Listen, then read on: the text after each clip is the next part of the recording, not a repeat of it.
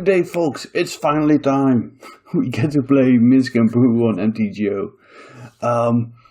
I've been whining about wanting to play this card for half a year now, and I've played it at a lot of opportunities in paper where I could. So really happy to finally get to record a league with this fine Planeswalker here. It's not something that's gonna dominate the meta and be the most broken card ever, but it's really powerful and really fun to play with. So I already played it in combo decks, in control decks like this, Zenith based or not, in fact, in Junt, in all kinds of decks. As long as you can make the mana work, it's a great card. For this league, we're playing with a 4-color Zenith control deck. And basically the goal of this build is not building it such that you're only focused on making Minsk and Boo very powerful, but making it better than it is on its own. And what does that mean? Basically that means making sure you can play it in time by ramping, having interaction on the turns you're tapping out for it, and if you draw a lot of cards with it, being able to have Force of Wills in your deck so you can actually convert those cards into maintaining the game state and then taking it over with the Minsk and Boo. And most importantly, what I really want and what's been in the testing we've done been really important is playing Hierarchs. It may be a bit much to go Minsk and Boo is a good card, but I also want to play Hierarchs together with it, but it's such a big boost to its power level. I really already want to power it out a bit earlier because it's a 4-mana Planeswalker in 2022. But having the Exalted on the Hamster means that it's way more profitable to just -2 in the same turn you're casting it, which means you can kill a Delver and draw 2 cards, hit a Planeswalker for 2 damage and then sacrifice the Boo for 2 more damage and draw a card, pick off a small creature, stuff like that. It just really helps you convert that Minsk and Boo into value right away. Most important games where it comes up is if you're playing against Karakas or something. People aren't gonna keep open the Karakas for the entire time. They're just step out if Minsk and Boo happens, take and ping for 1, and then we'll bounce it, and they'll never get to use again in exchange for us keeping our Karakas untapped. With Hierarchy in the deck, that's just a lot less good for them since you're just drawing more cards on the first activation. That being said, this is just a pretty normal 4-color Zenith list. Well, it's basically bump base with a red splash, and we have made room for a Wasteland and a Boseiju to answer opposing Karakas, and we have our own Karakas. It's just a great card, it's in our colors, and who knows, other people might be playing Minsk and Boo as well. And then we just have good cards. Basically, we want to be able to use our ramp to 3 mana on turn 2 if we open on it, so we have 3 Zeniths and 2 Hierarchs in our deck, so it's more of a reason to have good 3 drops and makes us want to run these Planeswalkers. In addition, you'll see I have more Teferis than Narsets. That's another thing I noticed while testing Minsk and Boo in a lot of different decks is being able to play Teferi into Minsk and Boo makes it way harder to interact with and very powerful. So you kind of want to have an empty board, and Teferi helps with that. It helps with resolving it, but it also makes it such that people can't just Sword Plowshares your Hamster before you get to sacrifice it for value or stuff like that. And it's just not a good proposition for an opponent to use removal on Boo in their own turn, since you'll get a new one in your upkeep. So that really helps with the tempo loss against removal. And that's basically what the deck is about. Just good removal, good cards, Minsk and Boo in a shell that works for it. And we'll play a league with this. Anything else? Oh yeah, you'll notice a Fleetwood Dancer in the sideboard. This is basically my concession to saying I think Maddening Hex and Minsk and Boo are going to be great. It's good against both those cards. Like if your opponent has a Minskaboo, you can play this as a Hamster or Zenith it out as a Hamster and kill the Planeswalker immediately. Against Managing Hex, it's a way to have a life gain. It's basically like having a Battle Skull stapled onto your Princeton Zenith in the mid to late game. And it works with the Hierarchs, but most of all, it's also a trample creature. Which means we can target it with our Minskaboo Plus, since it has to target a hasted or trample creature. So that's why it's in there. Let's see if we can get some people with it. It's basically just to go over the top of other mid-range decks and to beat up on Planeswalkers even more, since that's what Minskaboo does best. So without further ado, I've been waiting for this for like half a year, spamming people that they should play this. I think it's since March, and playing it myself in paper, and finally get to do it on TGO. Before I get into the games, I just want to say, I did already record the league. This is a league I played in preparation for the SuperQ that was 2 days after recording this league. So at the end, I'll do a short recap of this league itself, but also I'll talk about my experience, if I change anything else before the PTQ, how that went, the SuperQ, I mean, how that went, and my thoughts about the deck after playing it, both in this league, maybe league afterwards, and then in the SuperQ, and reevaluate from there and see if there's anything I want to change. So, thank you for watching, and leave a like if you enjoy it. So, have fun.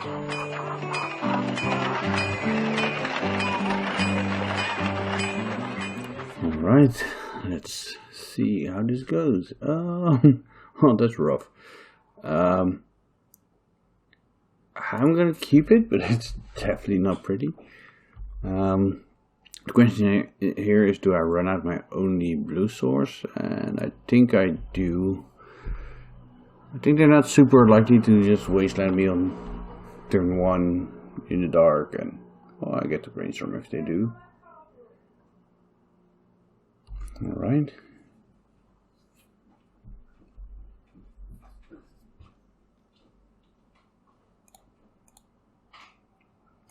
We have a good answer to that, but I still just want to brainstorm here, just to use my mana. So because the Terrain Sphere is going to resolve, I'm definitely going to have to Boseiju you something, and that's the only interaction I have next turn. I don't have any white mana, no matter how I do this, so I'll just put back the 2 white cards, since I won't be casting those anyway. And let's see how screwed we are. I'd love to just jam the oof here, of course, but we can't, so.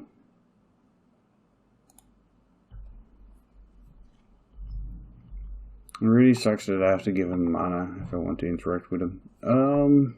Right. Yeah, that's definitely worse for me than the Terrain Sphere.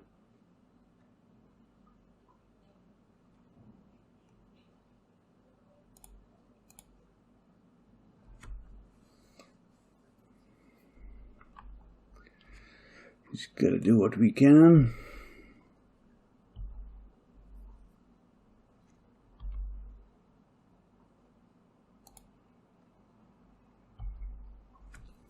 Gonna use as much mana as I can by playing the Endurance here, and maybe like maybe they have nothing and just have to run the Den into it, but that's definitely not nothing.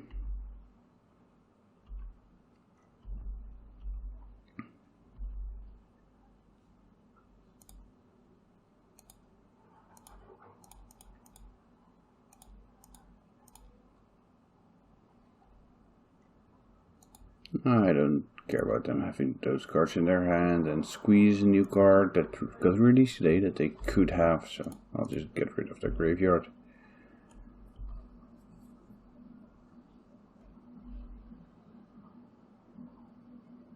It's not really what I was looking for.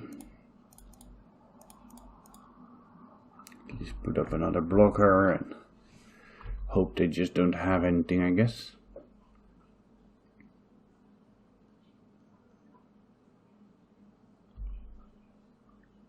I'm just gonna start slamming, I guess, since I can't really profitably block anything of this. Well, not those at least. They're gonna be huge. Definitely gonna have to trade with one of them, but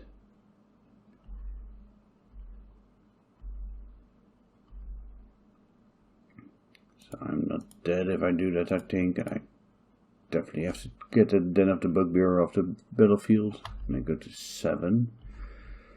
Well, doesn't look good for us. Our first time playing Minsk and Boo is, well, I've had better games with it in paper. The question here is, can I do something useful with this? I could throw my endurance at their goblin, but no. I'll just make this big enough and pass the turn. Advantage is here that if they can't kill me, they are dead very fast with this Minsk and Boo. Even more goblins is rough though. So I'm gonna have to jump the Rebel Master, I guess, and well, depending on how much they send, where I'm probably gonna lose the Minsk and Boo. Though I'm not surviving against all those tokens either way, I think.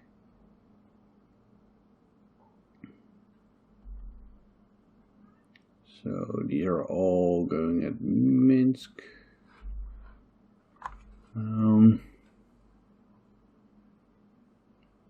So I definitely have to trade with that.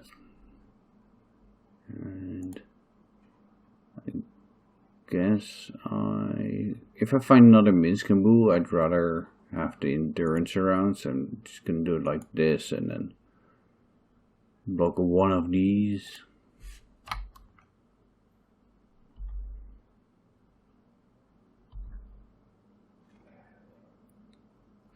Gonna need at least one more game piece here to work with. What is a game piece? Maybe not the best. I'll get my first basic out, I guess. And the question is, do I ending or swords? I think so. I'm gonna take 4 next turn. Just ending the war boss, I think.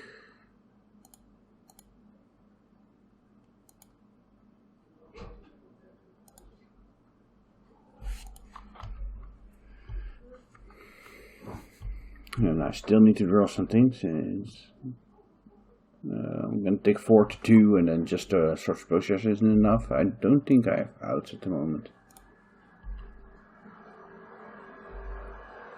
Since even like fetching for Green Zenith could do it, I guess. Or Uro. Uro would be a good one. Not if they have stuff, of course, but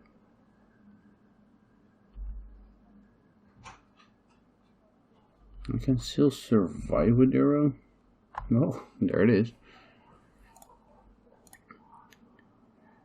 Green, blue, and I want to be able to cross the Swords of Plowshares. And I guess a cantrip. If I find a land. Oh wait, I can't find a land and a cantrip, so I definitely want to keep it. No. So now I get to block that and go to 4 if nothing bad happens. I need them to brick like 3 turns in a row, then maybe there's a chance.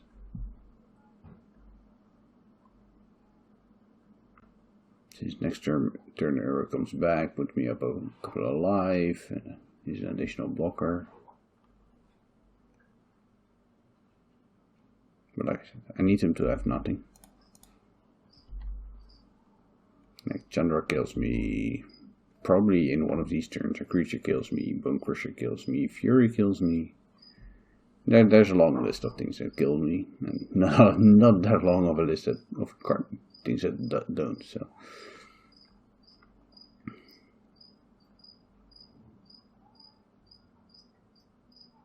I was kind of happy seeing that land, and I'm not very happy with them seeing them shock it in. Ballista?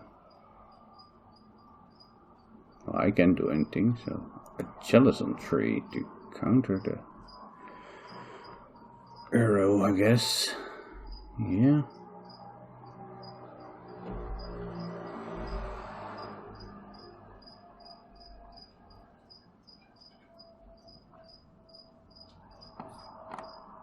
So yeah, there's still just 3 mana, even if I escape it.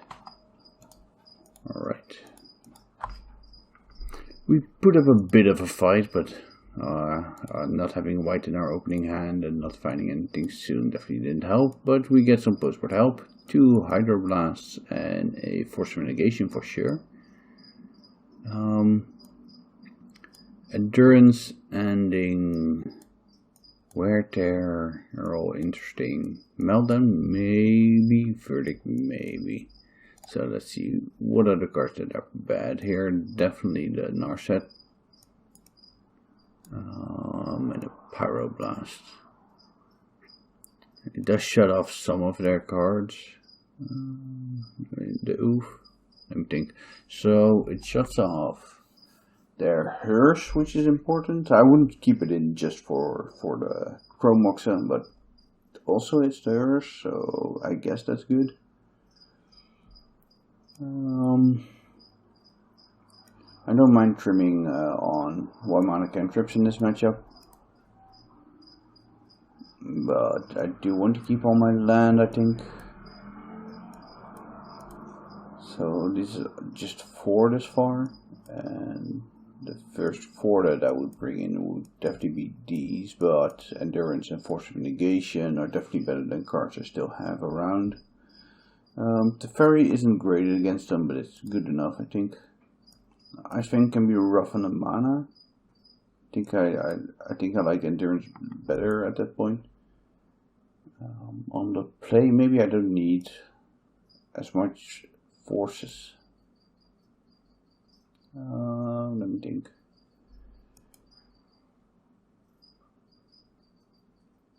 Yeah, I like just having creatures in my deck. And yeah, sure, I'll trade a Ponder for another Force of Negation, I guess. Or maybe the Ice Fang at that point. Spell Pierce is also fine. Yeah, on the play, Spell Pierce is better than Force of Negation, I guess. Since neither hits creatures, but at least this hits their turn 1 stuff a bit better. Fleet Foot could gain some life if Arrow can't. It's rough on the mana though. But because they have so much board pressure, it might be better than Minskamboo to have it then as an option. So let's just try that and go from there. I would like to play first, and this isn't great, but opening on a Hierarch against them is pretty good since it negates a bunch of their stuff. The only issue here, I don't have a basic forest in my deck, I think. Oh wait, I do. I was thinking about another deck I was messing around with, who was basically Jeskai Splash Green for Hierarch and Minskamboo, but yeah, not doing that at the moment. City, yeah, that's a Grillmox. Get rid of Fable and Trinisphere. Trinisphere is a lot less impressive if I have if I lead on Hierarch. It's a shame I can't wasteland them and ending the Chromox, so I think I'm just gonna ending the Chromox, or since the next turn I can wasteland and cast a spell with my mana.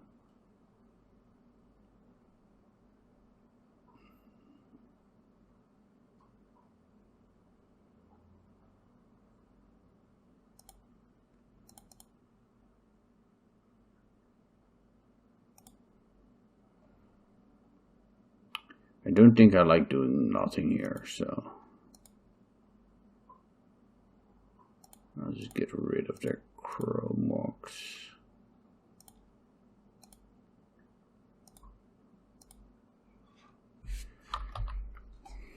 It's not ideal since now I don't have removal if they do have good mana in the follow-up.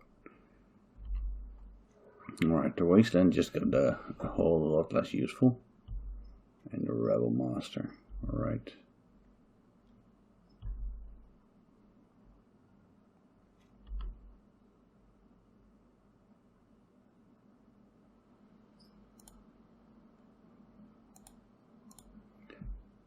I'm definitely just gonna sort that here.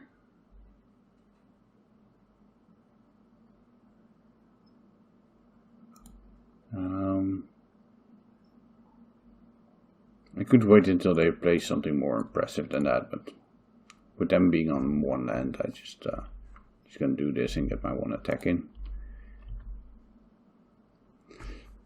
Never miss a damage if you don't have to.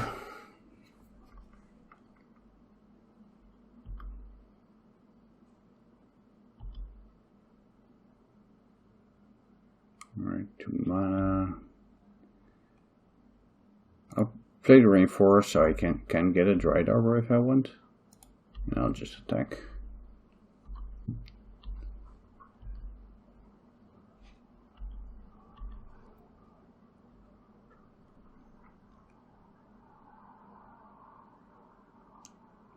There's the Hus. I think I'd rather have Ice Fang around than Dried Arbor, and I don't want to take too much damage. I'm just gonna trade this here.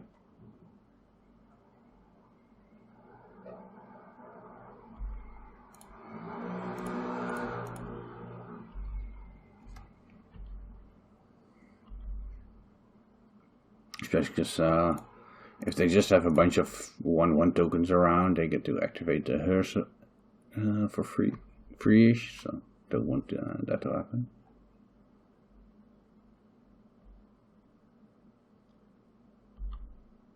Yeah, you can get some of my stuff.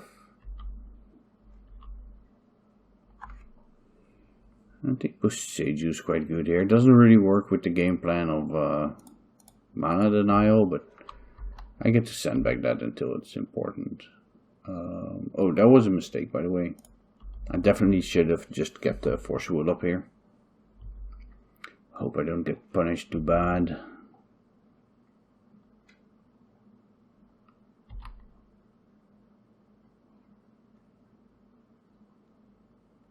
Looks like no. And now because I can keep Force Will up next turn, I'll just Boseiju here.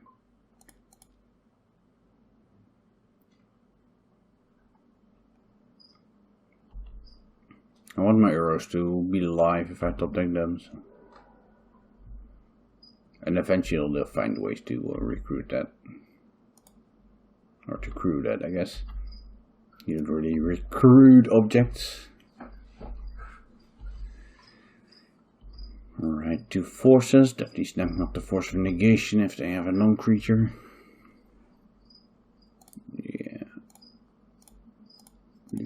Blue and another color.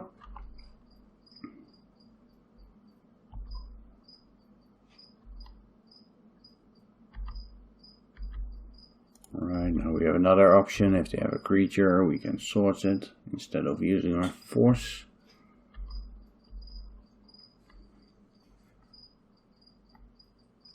The Blood Moon is definitely fine here.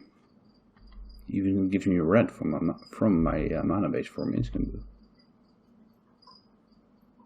That would actually be so awesome if they played that here and I had Minskin Boo in my hand while actually not having any red in play.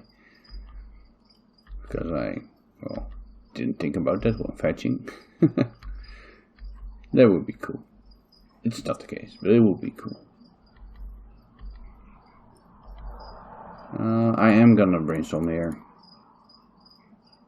There's a Minskin Boo, but it will be risky to tap out for. Then again, it does kill them very fast. So 1, 2, 3, 4, 5, 6. Yeah. Guess I will play that.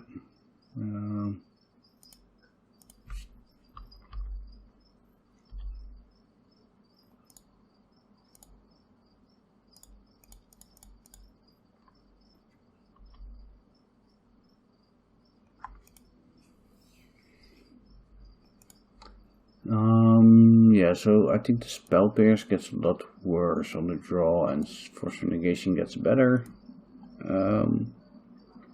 Is Minsk and Boo or Meltdown just better than something else? Meltdown does hit the car in addition to some like leftover lock pieces, so maybe that's better. Something. I have a lot of answers to their stuff. Maybe I don't need as many forces. I am afraid of just getting tempoed out. Just gonna go even lower on 1 mana cantrips. I could. Do I still have enough blue cards? 3, 5, 6, 13, 19. Kinda want one more.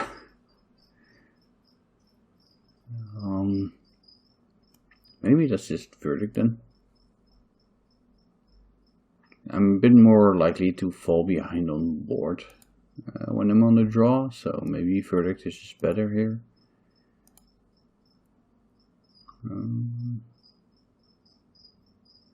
It should be over a non-blue card then, but what? Maybe I'll trim an endurance for it. Yeah, let's try it like this. I don't really want to drop below 20, since if I do want to force, it's going to be on turn 1.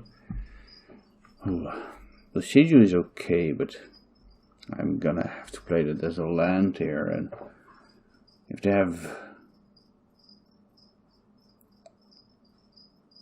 Chalice, this is bad. If they have Moon, this is very bad. If they have a turn 1 creature, it's also not great since I'm lacking white. I think that's enough to mulligan. And I'm gonna have to keep this and hope it's good. Though it does look questionable. What's more likely to be important here? The Euro or the Endurance, I guess, is a choice.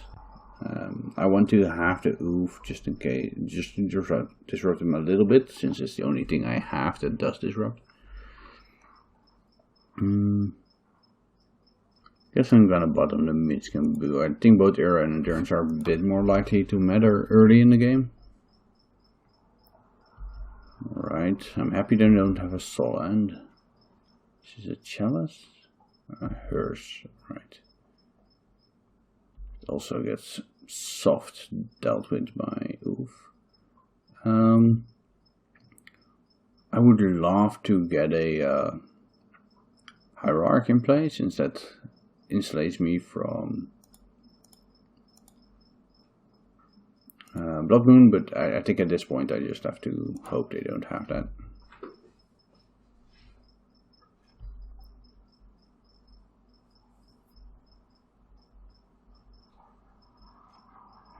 Ooh, that's good for me. Now I definitely just... I think I attack to see if they have a Bone Crusher Giant. They might just use it here. Like, they don't have a reason to if they didn't before, but people are weird creatures, and alright, this is good. Now they can't use their Chromox anymore. Alright. That opening hand felt very medium, but it lined up very well against what they did. They missed their third mana that they really needed, and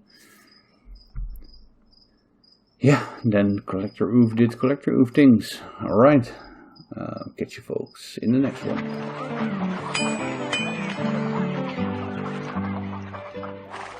Hey, welcome to the second round. We're on the draw and our opponent starts out on a Flood Strand. Playing a good deck, it seems.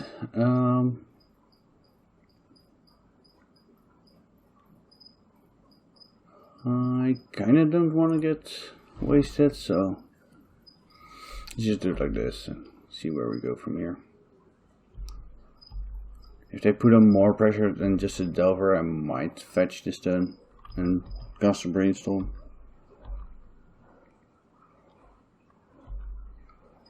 But I hope I don't have to do that.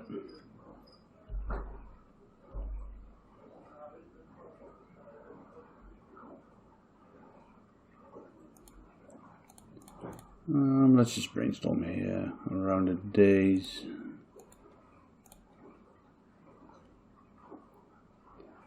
Right, get rid of some of the duals. Well, one of the duals in a Dryad Arbor, I think. Not the best here, but let's just fetch 4 planes now. And that's mostly because there's always a chance they have stifle, and I really need to shuffle, so. And I know I'm gonna do it anyway.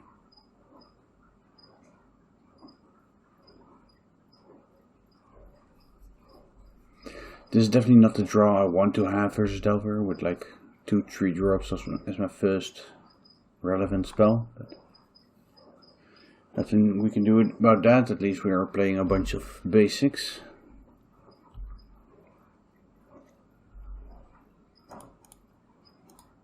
So they showed us as sorts of plowshares, which is definitely interesting. The question is here, do we jam into days? I don't think so. We really don't have a reason to. That's a lot better. I'm gonna get rid of, I think, both of the non-basics. Could get rid of the Boseiju. And keep the Volcanic to cast a potential Minscambu or something. Yeah, I think that's fine. I do want to shuffle here. Getting another. I think I have a basic planes here to get. Ooh, I don't. Right, I don't. In that case, I'll just get an untapped white source and kill that.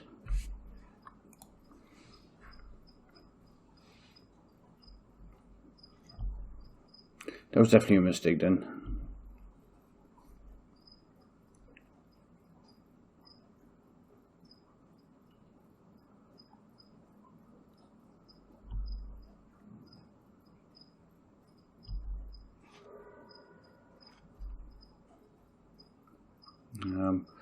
I want to continue playing around days as much as I can, but I don't really care about this night. So I'll just run that out and gain some life if they don't daze it. Could make it a 4-3, but I know they have a source of plowshares and it'll die to anything. So I think the 4 life is more impactful here. Of course, if they plow it, I still gain 2 more life if I put counters on it, but definitely not needed. I like having this in play in case they have a Planeswalker here.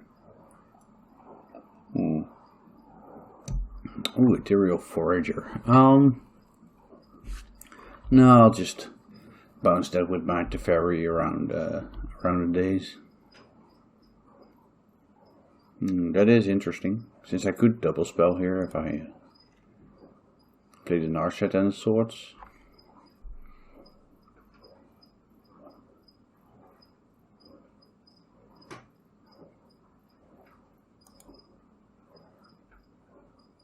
But I think it's better just to do this.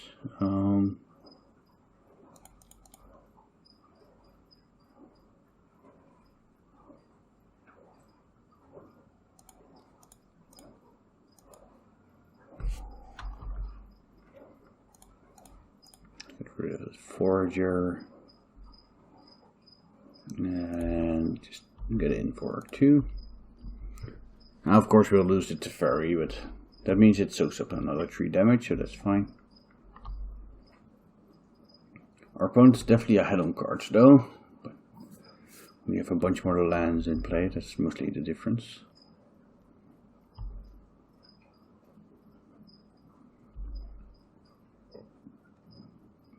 Recast the Forager, I guess.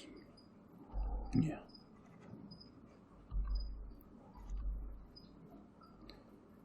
I'm just gonna start on the plow here, see if that works, and I'll play this around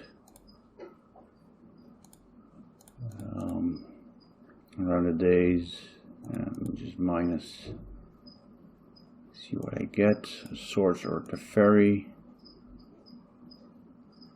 I guess Teferi is better as I already have Swords. and just get in.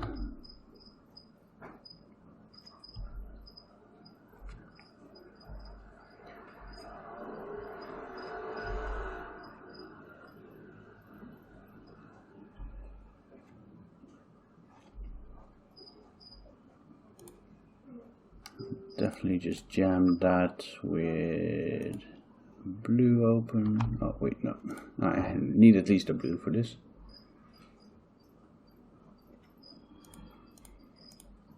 Alright, I'll bounce that and I'll just pass. Now they need to flip if they want to attack this. They can't set it up because there's the ferry in play, and if they do flip I have to pyroblast if I need it.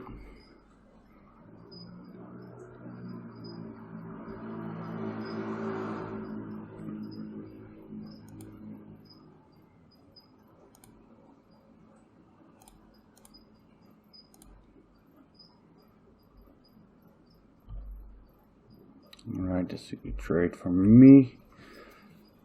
And now I get to plow and Minskamboo if I need to. So seems pretty solid. And a wasteland, yeah. That should be just about it. Red, green, white, and blue. And we got there.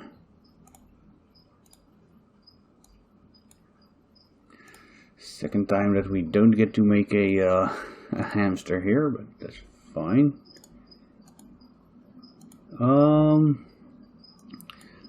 So Jeskai Delver with Sky Whales. Let's see. I definitely like the 1 mana interaction. They were red, right? Yeah, they were. With ending and sorts of plowshares, alright. So Uro is a bit less good against them than against Blue-Red Delver, but it's, I don't care too much. I think the main question is here, do I respect the addition of Maddening Hex enough to keep in a Night of Autumn? I don't think so, but I'm definitely cutting the oof. Kind of want the Verdict in there. I think endurance is interesting, especially because they definitely want endurance. Like if they have the whale in there, endurance becomes a lot better of a blocker. I don't think I want Force of Negation. I'm gonna trim on the Night of Autumn for now. I have multiple answers to it, to Maddening Hex. If I'm really afraid of it, I could board in Fleetfoot Dancer even, which I think is a better card against Lightning Bolt based Delver decks than Minskamboo, which is part of the reason why it's in here.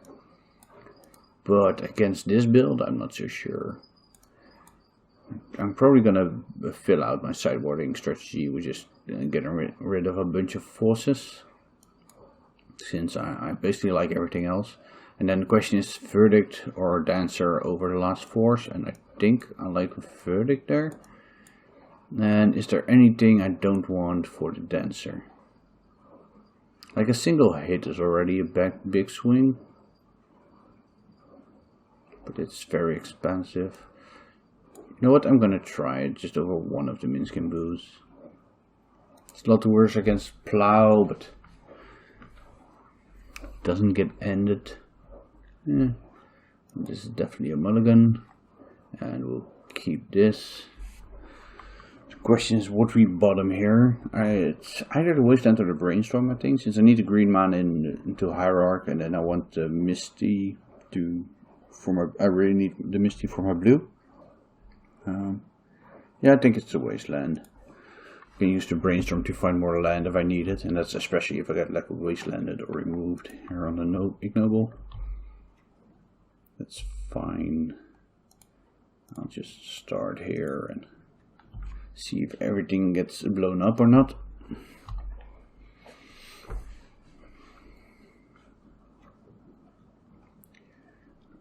Not everything is going to get blown up, but there is Stoneforge Mystic variant. Alright.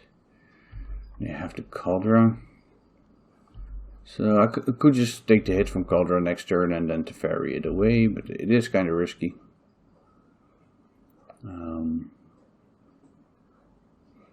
Could also to ferry now, bouncing the stone forge, or I could just ending and then have brainstorm for next turn. I really want to get this to ferry going. If I can answer the Caldera with the ferry, it's just such a good swing for me. So they're gonna waste that next turn.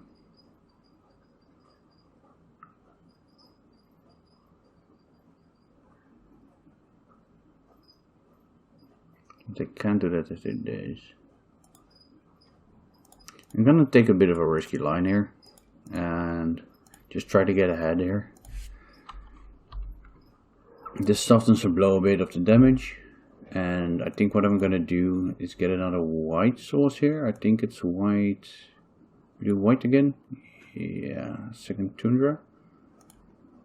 And just get rid of this Delver. This is a bit risky since now I'll have less answers to the Caldera.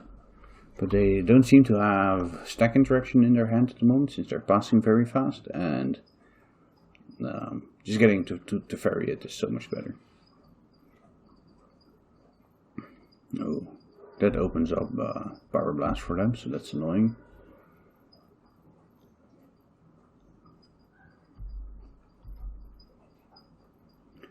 There's the Caldera, so at least they don't have Pyroblast up now. And I'll just have to jam into it, I think. Get rid of that and pass. Sadly, no land drop here.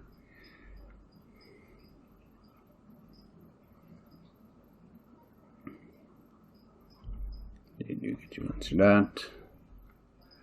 I really hope this Ignoble Hierarch survives another turn, so I can start Zenithing. Or cast a row if I find land.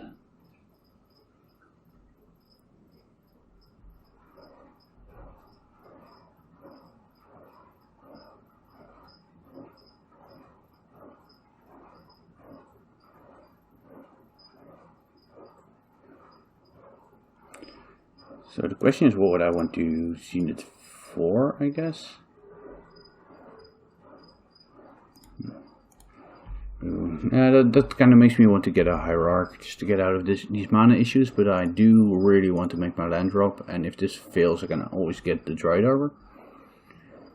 There is the Hierarch, and that's interesting. I think I'll put that on top, and then if they try to... no, I have to fetch with the Misty. I could draw the Beseiju. It means I don't get the basic forest. I definitely want a land drop over the Hierarch, so I'll just do it like this. And I do want to get the Hierarch into play over Dried Arbor, so I'm gonna fetch a forest, I think. Yeah.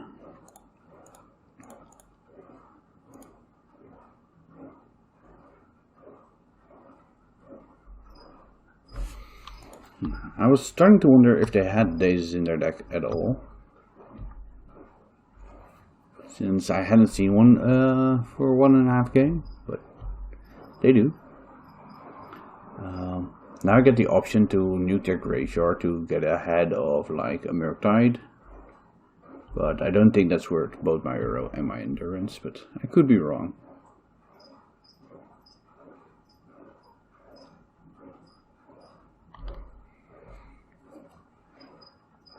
So I really want to try and get this Endurance into play before their next main phase. Their next turn's main phase, let's say.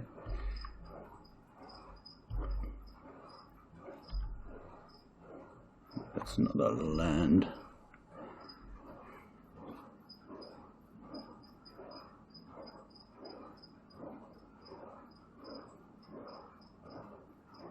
I think it's greedy not to brainstorm for a land here, but I really want to get my mana going. No, I'll just... It's too important if it works.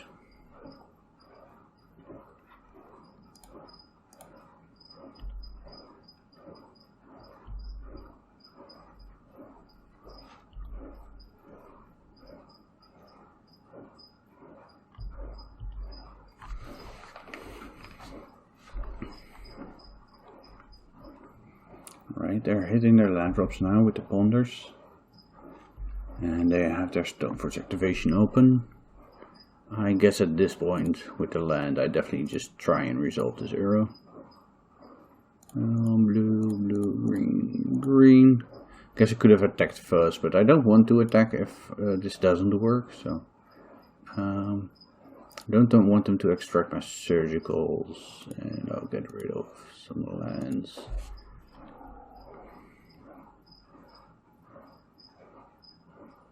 Pyroblast, alright. And I don't really want to trade damage here, so even if it's just one.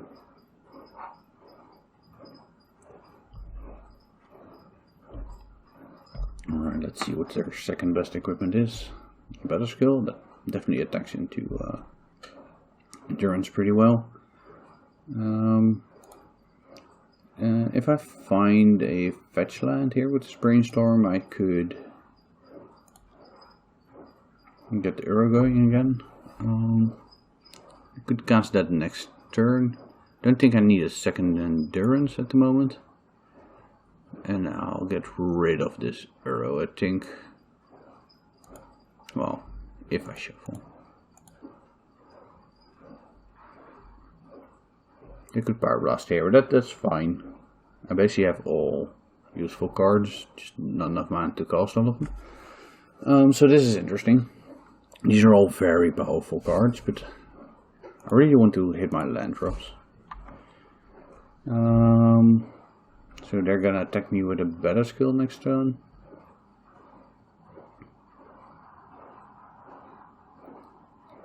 Yeah, I don't really. Oh no, they can drop it in and take like a 1. No, you know what? I'm fine. Fine. I'll take this time. I think I should have attacked last turn.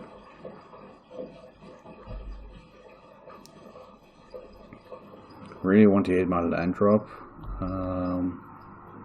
So I can basically take the race to the arrow. Ice Fang, interesting.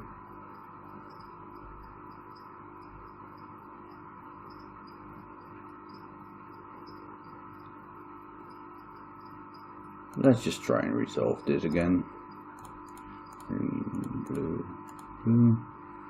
1, 2, 3, 4, 5. I mean, it's very likely to get countered, but if it works, it's just very good. Alright, Force of Will with a Hydroblast. And I'll attack here, since I'm not blocking.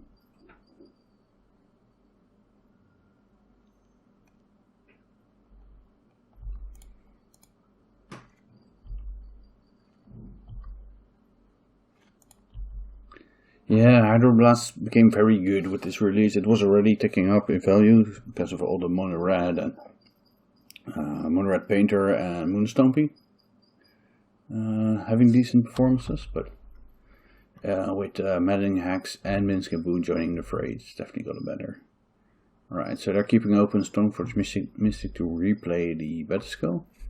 Now the question is, what do I do here? I can't verdict, so that is point 1. I could like counter and plow check them with the Fleetfoot Dancer, which is a way to erase it. Right, it'll attack as a 5/5. Yeah, that doesn't quite work.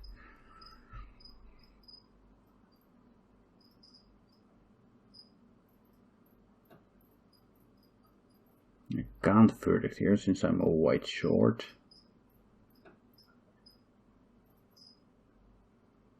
Maybe I just Narset to dig for good spells. So if I ending this, they bounce it, they replay it this turn.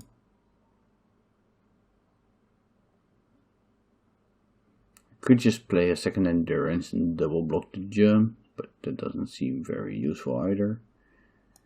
No, I think it's basically just Narset and try to find answers to this.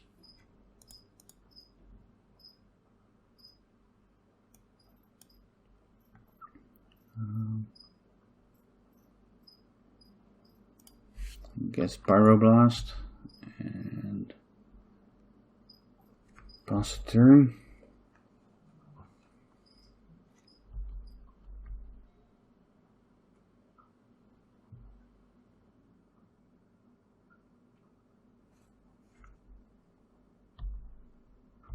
That's fine. Narset just found me a Pyroblast and got me an attack, and I think that's good enough. I really just want to make my land drops here, which I don't seem to be able to do. Some point I gotta start just getting rid of these Stoneforge mistakes, but because if those are out of the way, I get to start racing.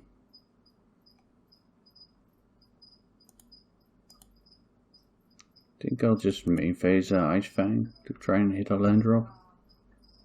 It's probably gonna run into a Pyroblast, of course, but ooh, that does help. So now I can get rid of the Tundra and get some tempo going, maybe.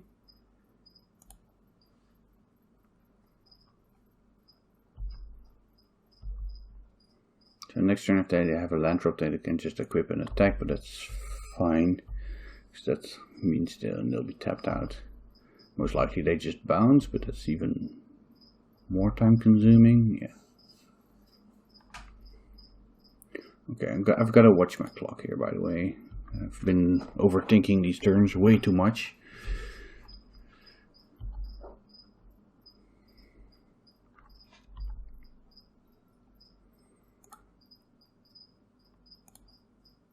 Yeah, I really need to start hitting my land drops. No, I don't have enough white to do that. To like keep the Swords of Plowshares. Even if I'm ahead on cards and I would love to trade 1-for-1 with stuff, but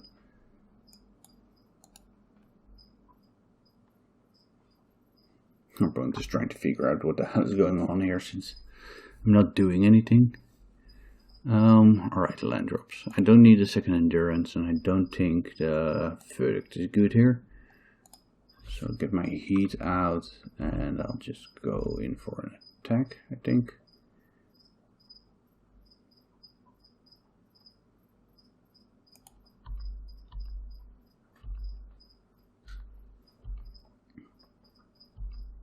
Yeah, that wasteland really opened up a lot last turn, I think. Yeah, they get to bounce that. Kind of surprised they didn't do the last turn, because they were afraid of me removing it in response, but no, I don't see it. I'll keep off fetch. Now I'll get, kind of want to get my second white, but also a red, so it's gonna be the white. Deck says no. I think I have enough protection up here that I'll just slam this with blue-red open. So it's red from here.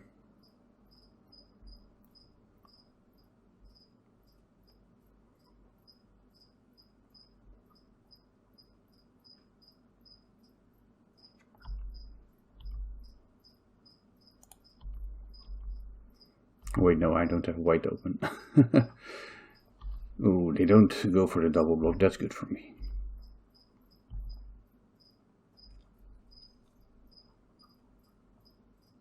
Yeah, there's the better skill. I'll just let that swing at me.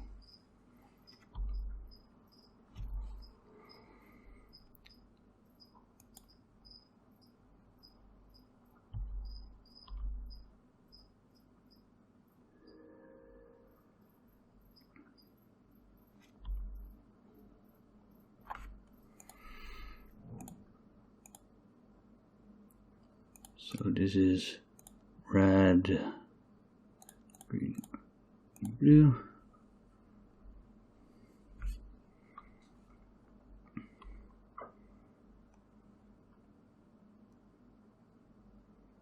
And I'll probably just put the count on the Fleetwood Dancer so I can get through this. At which point the source closures would be annoying, but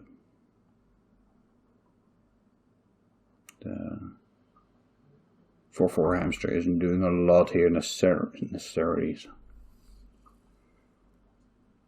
It does next turn, but I kinda want to close out this game. They have a force of will, and they scoop.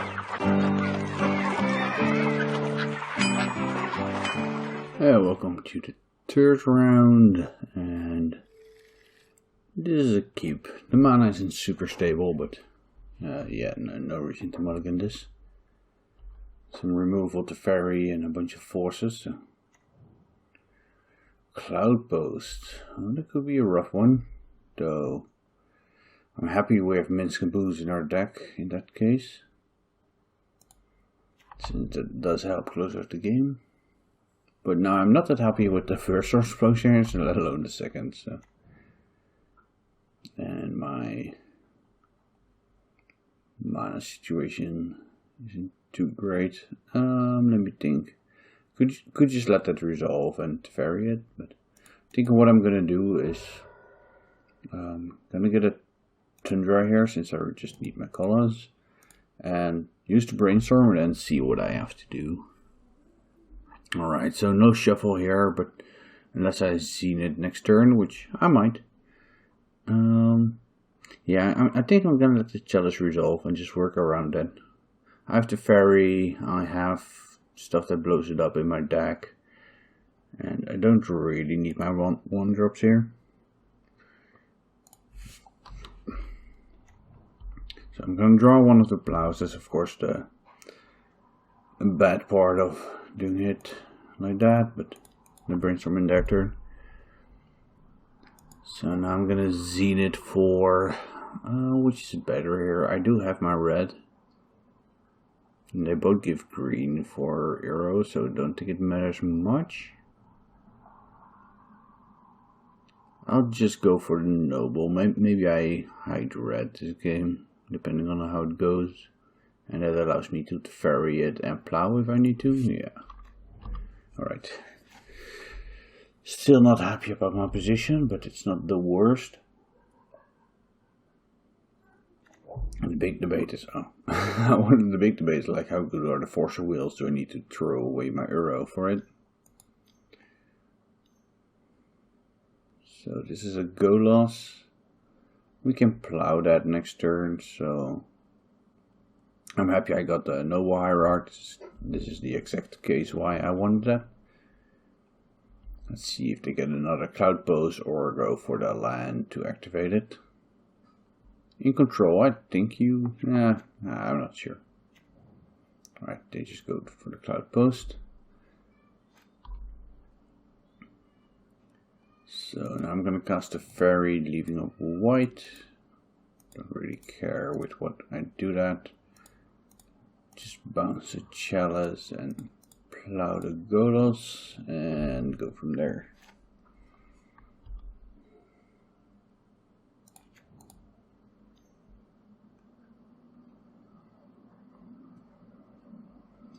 Yeah, the Chalice is back, as expected. Let's see what they follow up with.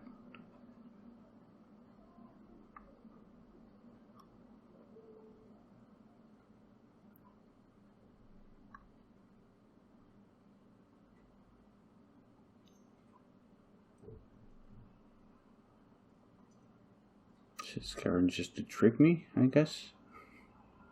Or, oh, they have to tap it for colors. They're trying to cast a, I thought a walking ballista actually. Smash here, so they're on Eldrazi. If I let that resolve, it probably kills my Teferi, but let's see, 1, 2, 3.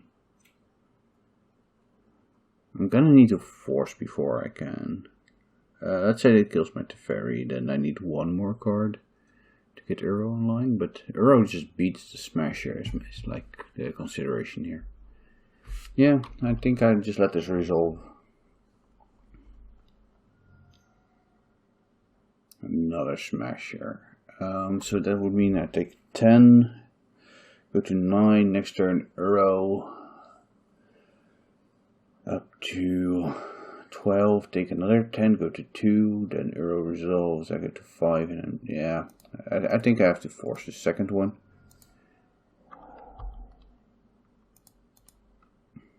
I hope I have to find a blue card to enable this other force of will.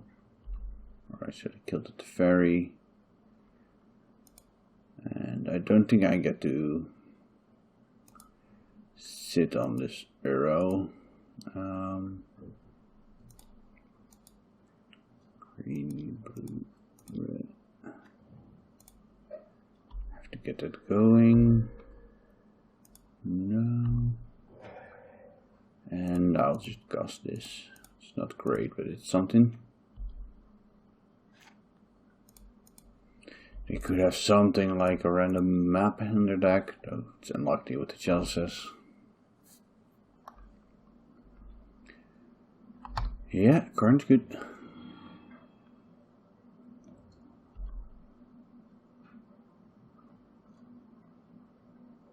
So there are plenty of mana for a lettuce here, and that means I am dead. Right.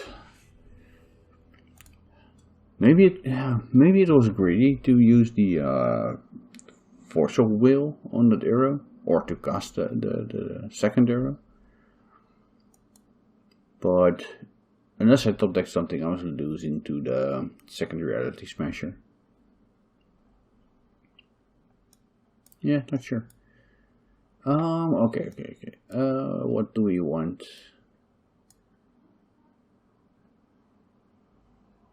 So I think having another ending just to answer chalice is fine. Force of negation, spell pierce are options versus Karn and chalice. Meltdown is an option, though I think I like ending more. Not sure. I think their average mana cost is a bit high for ending. What don't we want? We don't want the Pyroblast. And then the rest is quite okay.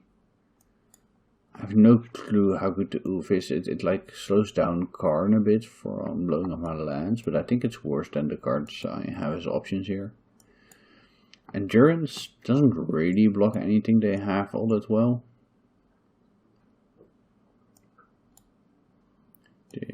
Fleetfoot is a possibility, and Verdict is a possibility. I think I like Fleetfoot just being seeing the target that attacks a Karn down if I need it.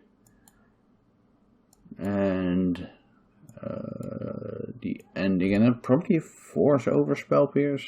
No, I'm on the play. I think it's Spell Pierce. And is there anything else that's worse than Verdict or Force? I think are my next best options. I don't think Narset is great here, so put a Force in over that. And could see getting a Ponder because there's a Jealous deck for Supreme Verdict. Let's try that. Most blue cards are going to get pitched anyway. Alright. This isn't great, but I'll keep it. The question here is, I really don't want to have to force a turn 1 Chalice, so I'd rather ponder finding something that interacts with Chalice anyway, or just ignores it.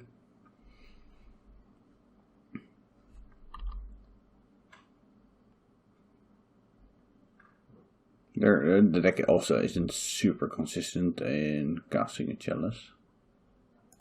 And I'll just do it with my non-basic. I guess this is fine.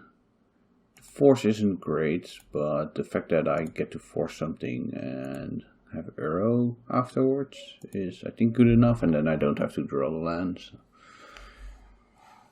I think that's fine.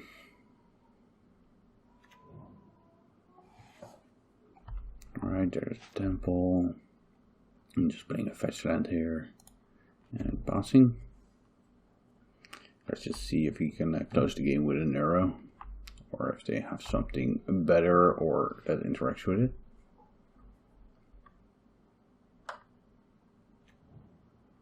The log, alright. monolith. So it's just stuff I want to interact with. They do have a bunch of encounterable stuff, but I still don't think I give up the both of the forces for it.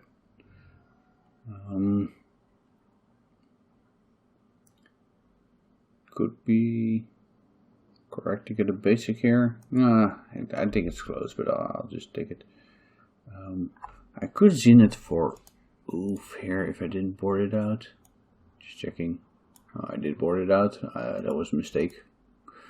Sorry for you people screaming at your screen when I was boarding it out, but yeah, I would have loved to seen it for oof here.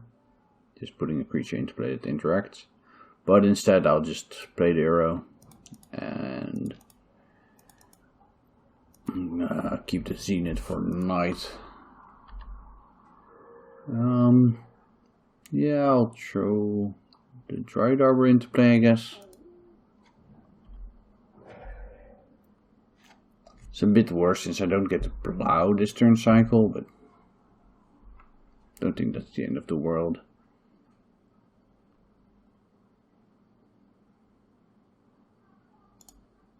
If they have a Karn, I did board in my Fleetwood Dancer to kill it, so that's pretty nice.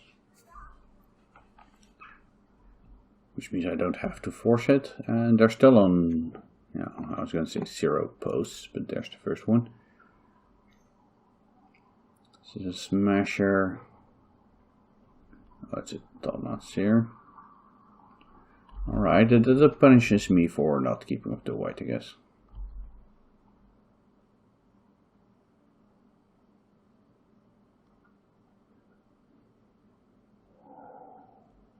Ooh, taking a force.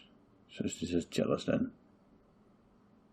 Yeah, I don't care about that. We have Zenith for that.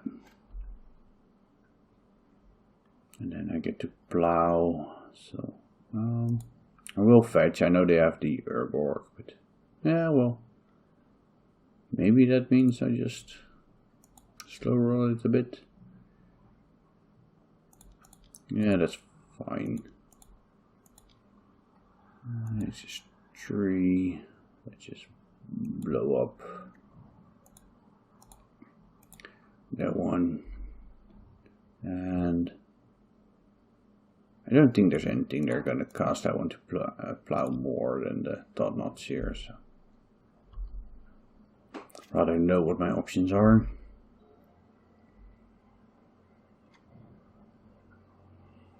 Alright, that takes care of my arrow. Pretty annoying. That is what it is. That makes me believe that they do have map in their deck, even though I didn't see it yet.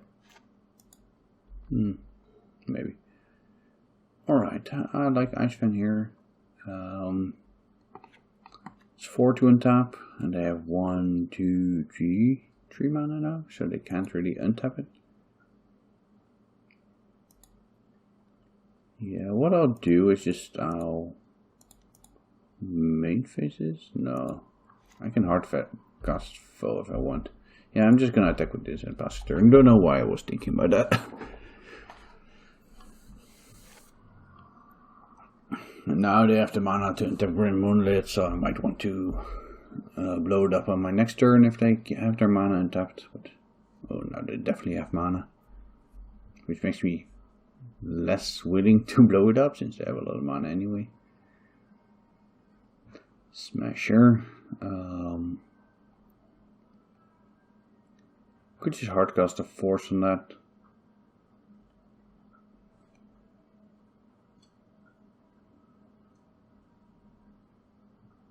So I'm 1 off from having the Icefang online.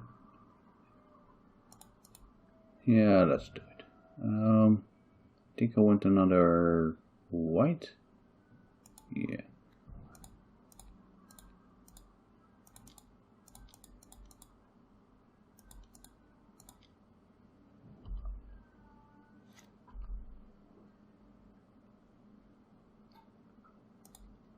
I'll brainstorm now since I don't have Force of Will anyway, and let's put, I think that the fairy Oh wait, I'm gonna fetch. Am I gonna fetch? No, I'm not gonna fetch. Well, I might. So I want to keep blue card and a force in my hands probably. So what I'll do is put these two on top and not fetch unless I have to. Blue, red, green. Yes, let's make that. Put some counters on it. And get our attack in. Now another smasher would be annoying, but we're also putting some pressure on their life total. We're attacking for 7 next turn. So. Carcass is also pretty annoying.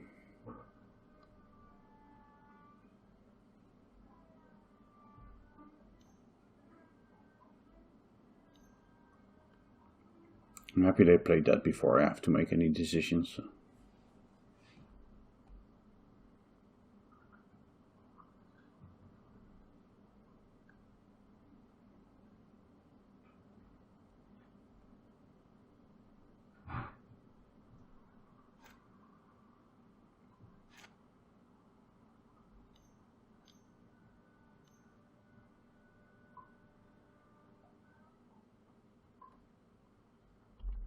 Alright, Golos, pretty good.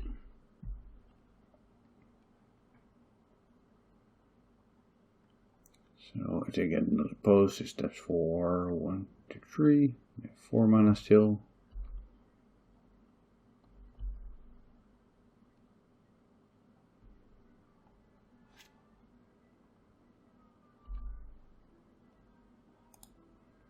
So now the question is, do I want to draw the Ice Fang? I don't think so. Well, it is a blue card, but no, I'll fetch here, I think. Ice Fang into Prismatic Ending. I don't really have an ending target at the moment. I could draw just the Ice Fang, but I think I'll rather take a random card.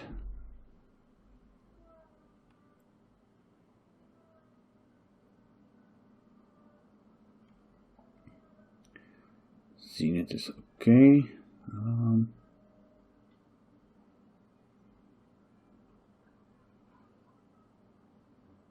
I would love to increase the size of this boost somehow, but I don't really want to Zenith for a hierarch here, since they do have the Carcass. I could just Zenith for the big life linking dude and just take it to them. Just make it a 7/7. Yeah, I don't hate it. That's kind of why it is in the deck after all.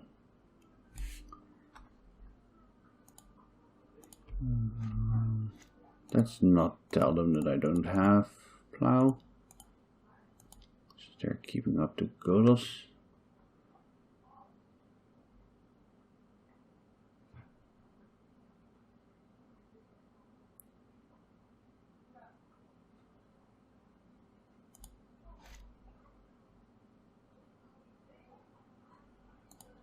Yeah, I'm thinking about making other lines and having them make mistakes, but I rather just take a line that I know does something than hoping they mess up.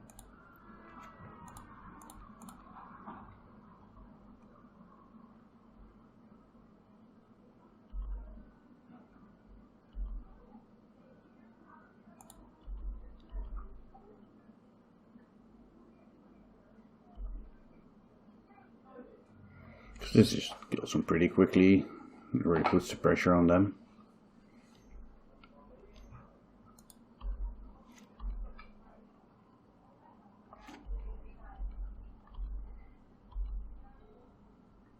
This is 9, 10, 11, 12. Okay, they have mana for everything now. So this is an Emrakul. With a Caracas, that would be very annoying.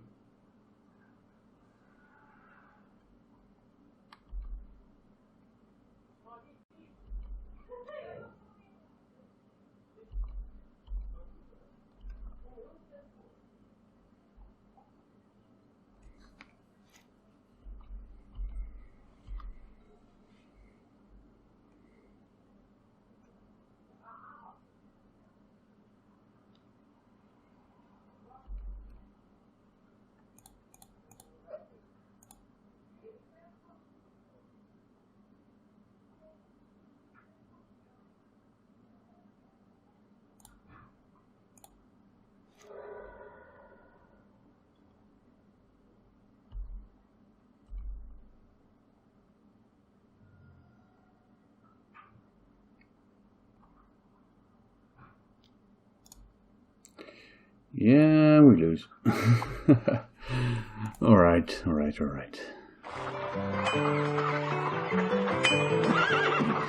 Here for round 4 with an easy mulligan against Heart Attack Muffin.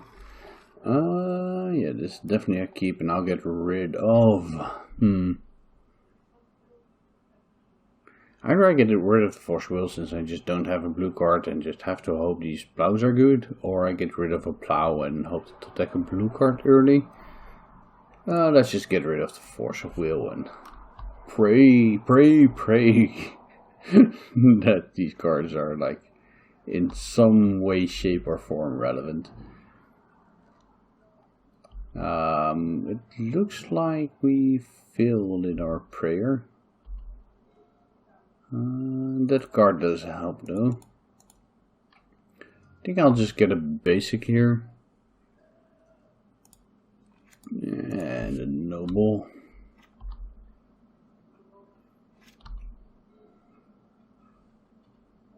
Could have got a tropical just to represent infect, since I think there's a decent chance that I'm scooping early this game.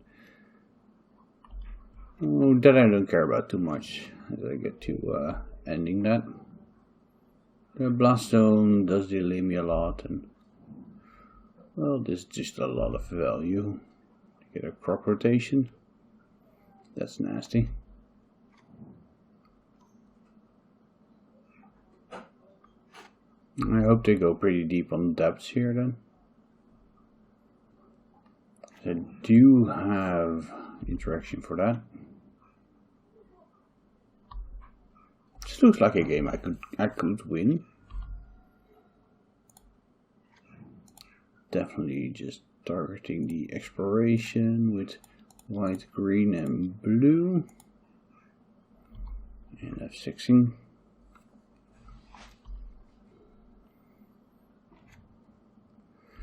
That's very annoying.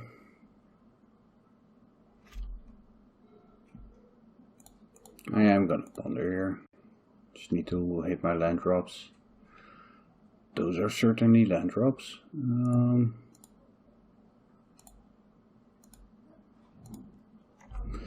just pass. See what they do. Yeah, they probably should just go for it. Since next turn they'll have their mana tied up anyway. Yeah, let's do it like that.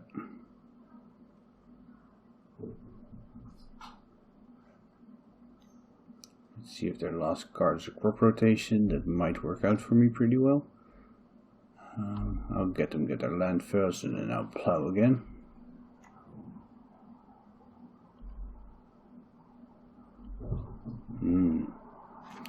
Tricks the opponent.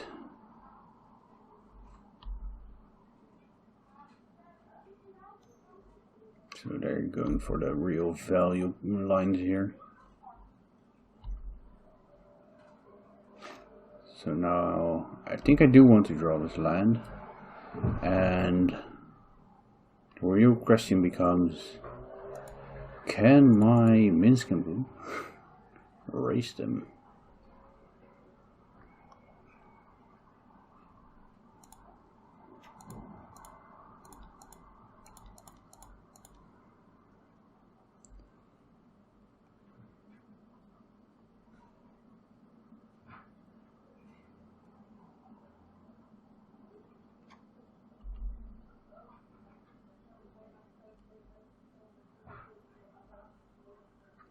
Definitely have to try and get value here. Just start by getting a bunch of counters on there. And attack for 5. There's not a lot of damage, but I have to interact with their constructs anyway at some point, so. The only problem here is if they get a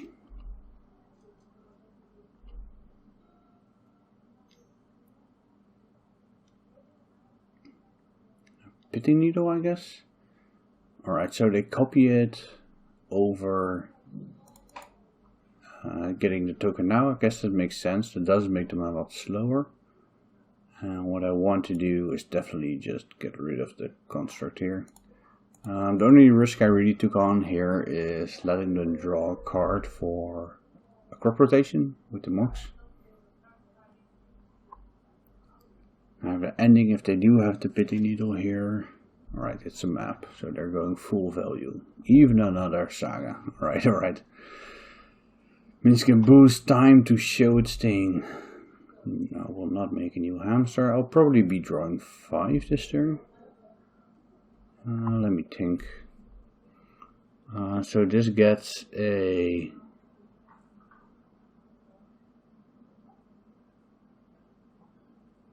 Oof. So the question is, do I hit for 8 and then hit for 8 again next turn and then draw 8? So there'll be 24. Do I just draw 4 cards here? I think what I want to start with is see what they do if I Zenith for 2. Nothing. Alright, let's get that oof in. That means they can search Caracas, which was kind of what I was looking for. Like if they're gonna crack expedition map for Caracas here, that changes my lines. Since they didn't, I think I just want to try and get more value here.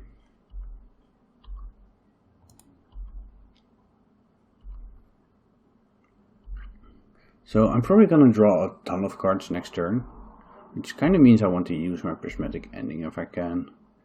But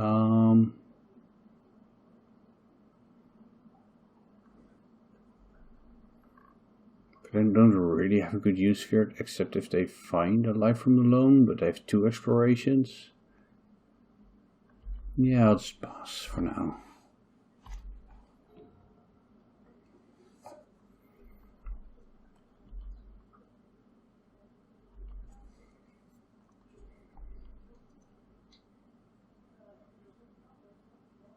If I plus this the next turn, I have a kill the turn after.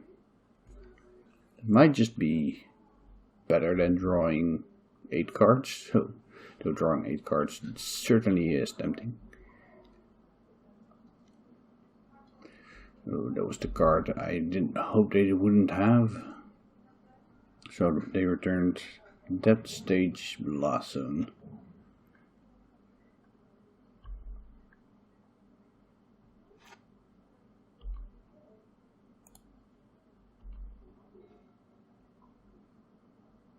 So I guess this means I can't really... this just means I have to brainstorm first.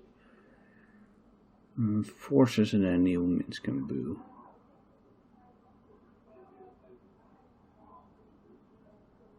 So I could attack first. If they make it 2020, then I ending it.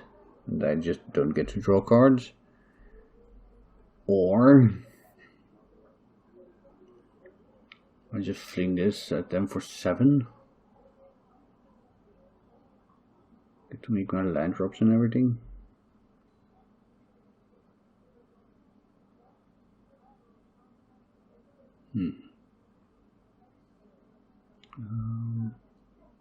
Wait, they only have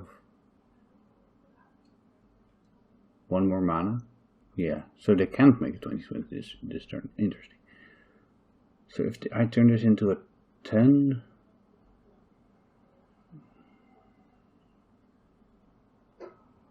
Right, they have Blossom in their hand.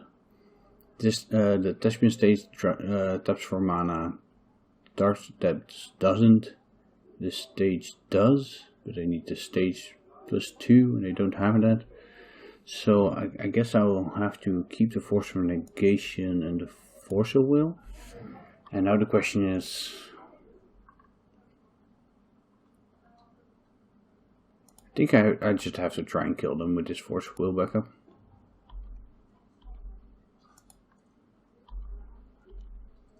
Does this even do that? I think I may have screwed that up. Since they do have to block her next turn. And this could needle.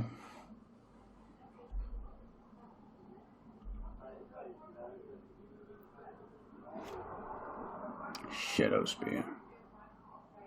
Right, so they definitely don't have the need on the main board. And that doesn't do anything against the oof. Life from the loam. So this is a forest, punching fire, and saga. Guess I'll force that. Just by cast it. Blue, blue.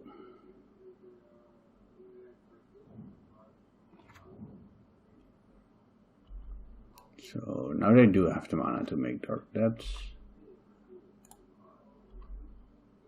Now the question is, can I do something about that? So they make it to 20. If I attack here, they just make it and block.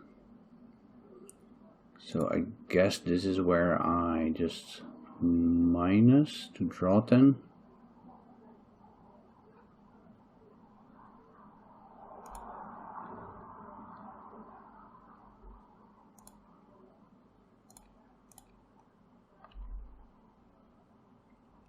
I've heard it's quite good. Huh. Did not find the sword splurgers. Let's start digging.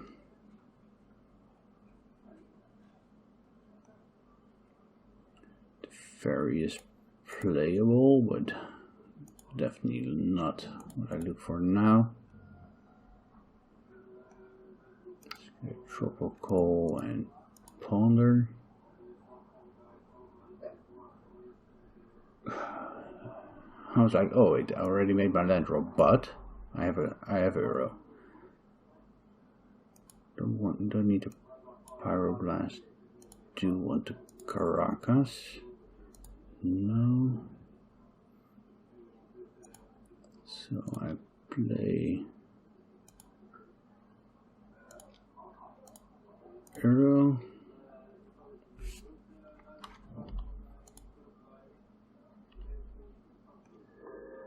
I drop the Caracas.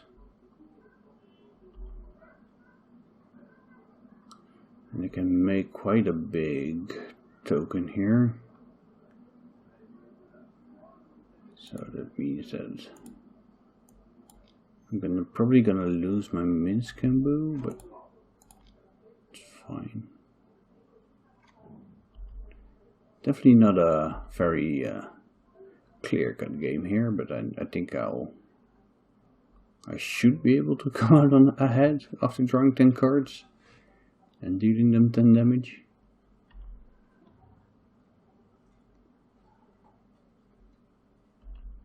Alright, so they put a counter on their blast zone. I'm gonna get rid of one of my lands, and I think I'll just throw arrow in my graveyard, or one of the forces. No, I'll rather pitch force to force than to arrow.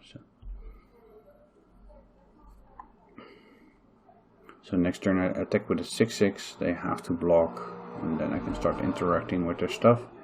Of course, if I cast the fairy, my ending becomes instant speed. It was definitely something I didn't properly took into account last turn.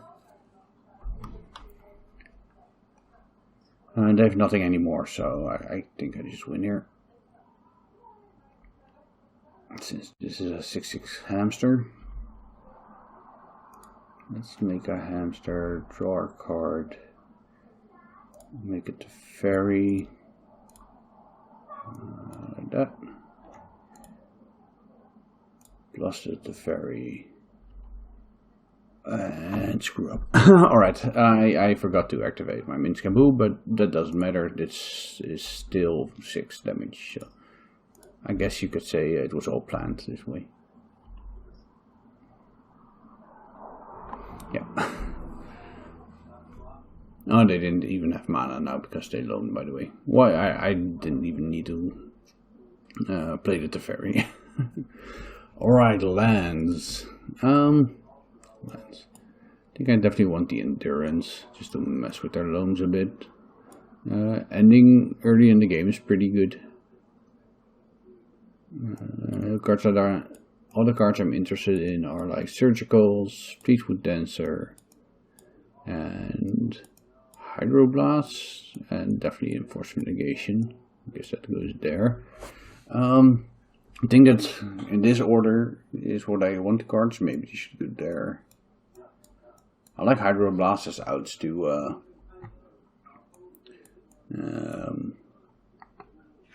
their 3-mana enchantment, and they might have Minsk and Boost of their own. And wear tear is, yeah, I should probably have that in anyway. Pyroblast comes out. That's an easy one. I don't think Narset does anything here. They have a lot of ways to find their Caracas, which I assume they run, so Minsk and Boo might not be ideal, but it is a good way to close out a game. I'm not sure how much I like the Kodals, but it does block for a turn. Not sure how much I like the arrows.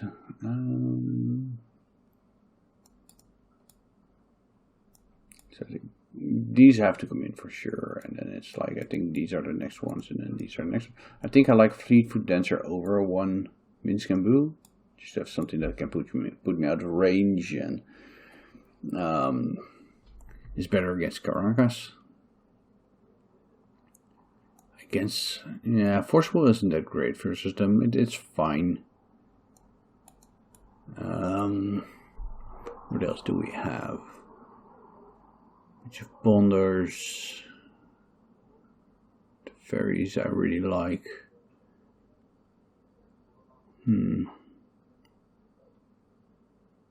Surgical Hydroblast and Force. All cards I'm kind of interested in, but not sure what to cut for them. Guess I could trim a Ponder for a Surgical or an Extraction. Keep like one Force. No, I'm also going down on blue cards. Oh wait, why did I pull that Force for negation out? I'll try like this, and this is probably bad. I haven't played enough with this deck and definitely not mapped out the sideboard yet. So. This isn't the greatest, but it's resilient against like their mana denial, and it has an out if they just try to 2020 me on turn 1. So they have their Caracas, which makes me happy that I at least trimmed on the Minsk and Boos. And now I just need to draw stuff to do with my mana. Alright, interesting. So this Noble Hierarch will be paying for itself. Always yield. And just pay. Wait. Just pay. Yeah. Let's get the colors while I can. Sure. You got it. Do I Zenith here for... No. Because they have the Tabernacle, it's just not very useful to get, like...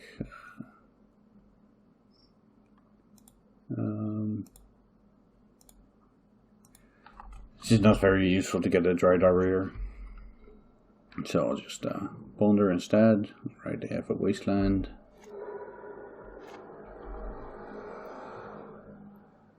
I guess I'll just pass then.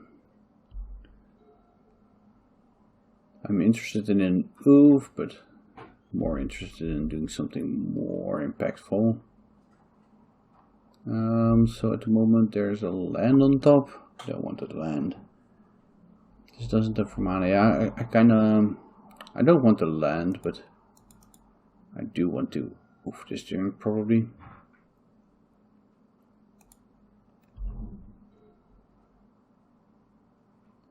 That works. I guess I keep up Hydroblasting and Brainstorm.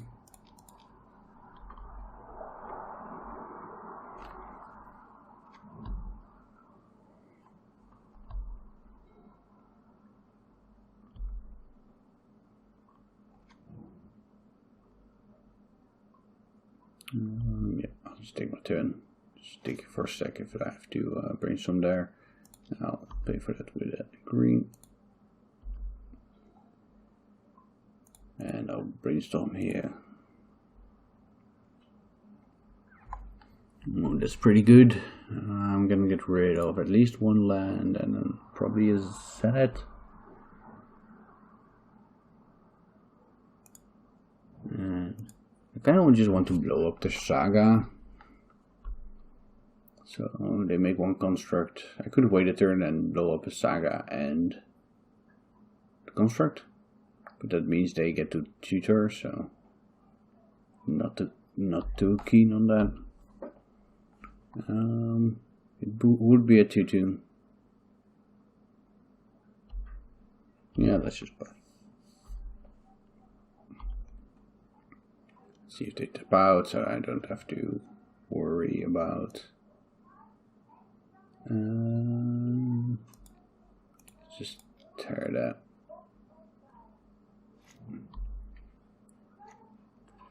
Definitely not too happy with all of this, but it's something. Alright, they're paying for their token. And next turn I get to endurance at least. Another Saga is annoying. Map doesn't do much except for grow the token. Do I plow here? I think I do. Just want to use my mana now I can. Yeah, and I still have to fetch for red. Alright.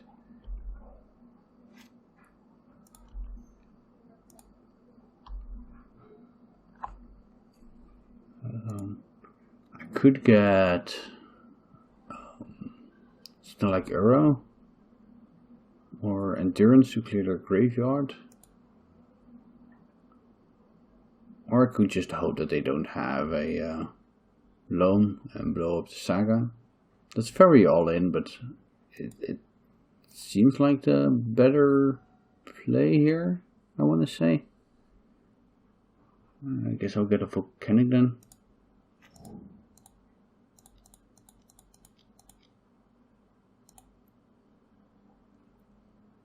Yeah, so it's endurance or night. Clearing the graveyard is nice, but I'm probably falling behind to the Saga if I do that. So I'll just get a knight, and I just like blowing up lands. Always have, always will.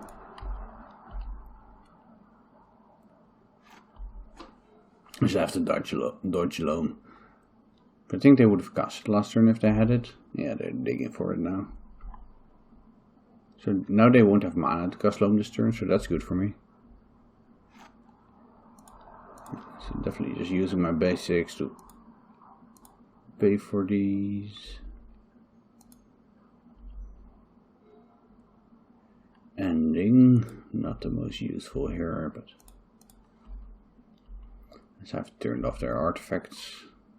I could codal now to try and make a land drop, but I'll just pass and see what they do. They did find the land, that's annoying. Exploration is fine, as long as they don't find the loan, that's fine. Ooh, that's just definitely threatening. Though they missed mana now, right? Green and blue.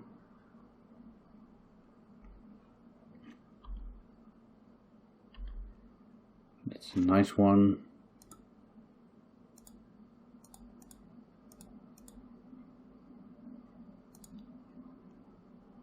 Yes, basic for that. Yes, I guess I should have kept the white open. Yes, pay for that. Draw. Play a Caracas.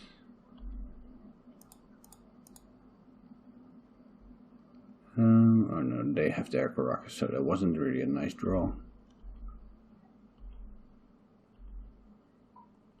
So the question is here, do I hit their exploration to make the impact of their best draw, which is alone less impressive, or do I keep it for more impactful cards? I think I just hit it now, since they just don't have a lot of time anymore. And This way maybe I can work my way around alone, even if they do find it, since they'll just be slower.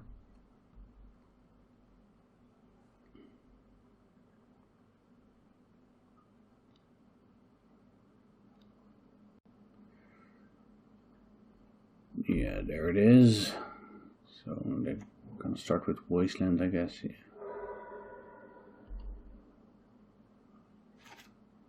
So there are 10.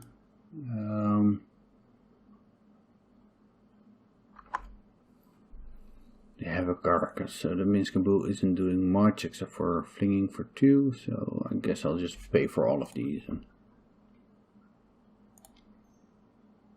Like that. Yes.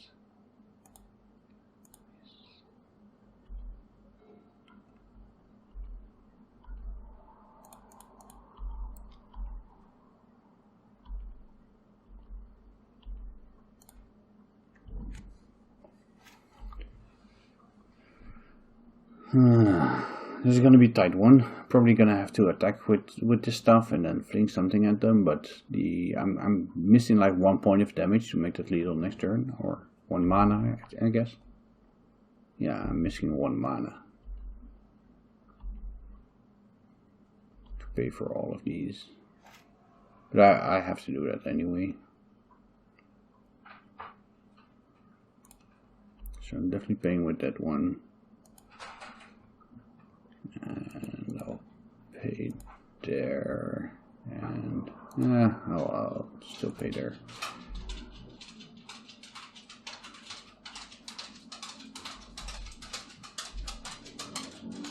So do I attack with everything? I have to get them to make their Dark Depths token, else I just die to it, since I don't have instant beat interaction. So I'm gonna unlock their map and diamond, I guess. But if I don't, I just die, so not really that much of a choice. Now hopefully next turn I get to fling them to that, but that remains to be seen, since they unlock all their cards.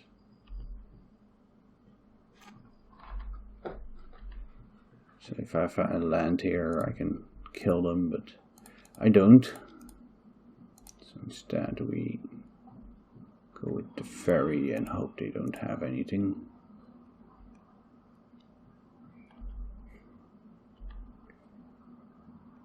Yeah.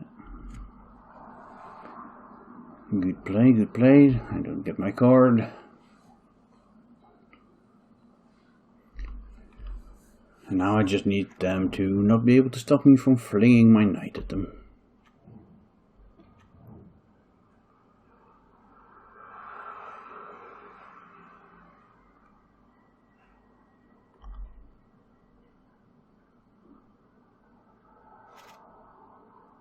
So I have 6 mana, so I'm just gonna pay for both still.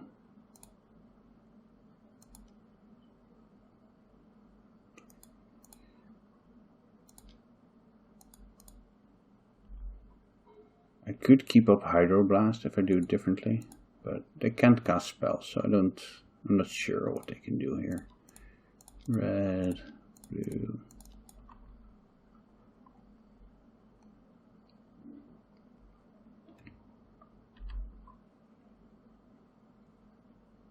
Yes, I do want my hamster.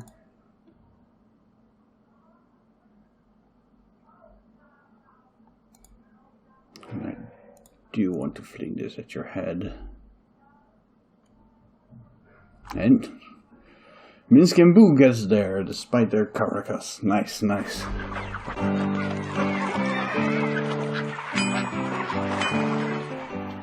Alright, welcome to the last round. Let's keep this. Definitely not what I want to see. Dried Arbor in opening hand, no turn 1 spells, no forces. It's a rough one, but let's see if we can get there. Turn 1 Island Ponder from a Misty. It could be a lot of things, but it gives me not a fair deck vibes. Let's find a force or something. We didn't. Let's go with Heat and pass. Normally I'd like heat here because it obscures the fact that I'm a blue deck, but I kind of want him to think I'm a blue deck.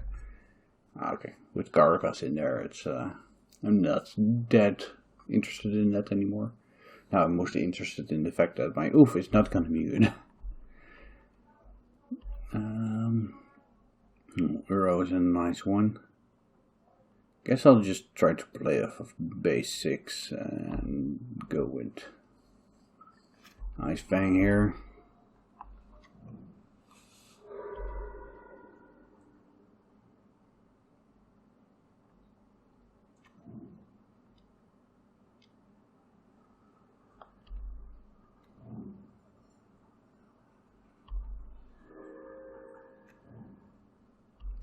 Looks rather mirrorish here.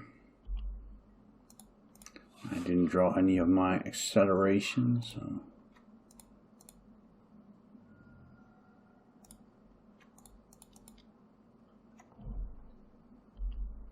my own Carakas for their Minskamboo.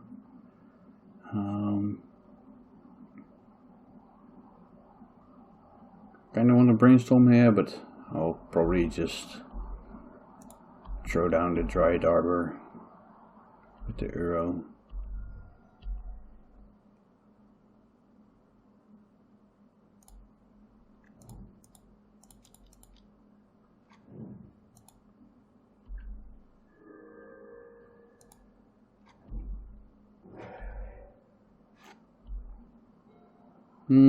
I guess now that I top decked the Tropical Island, it would be better to just play that. Okay, they're going for Snapcaster Mage Ponder. I don't care too much about that. Kinda want to find my Boseiju to mess with their Carakas, but since that's both interacting with Euro and with Minskamboo. But it's also fine. If I get this Minskamboo and playing, they just have to keep their Carakas around the entire time. That's like perfectly fine. Ooh. Maybe I get to get some squeaking some value here with this Minskamboo now. Let's see. Probably have to force this. Yeah. Alright. Now it's pass.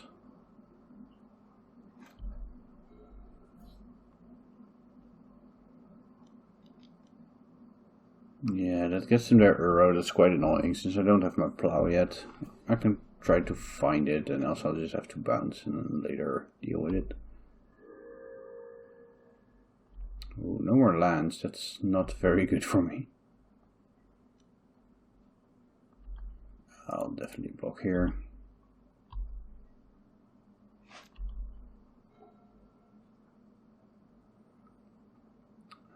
I could just cast my own arrow. Let's see. Arrow, drop Carakas. If I do that, I could also just brainstorm first.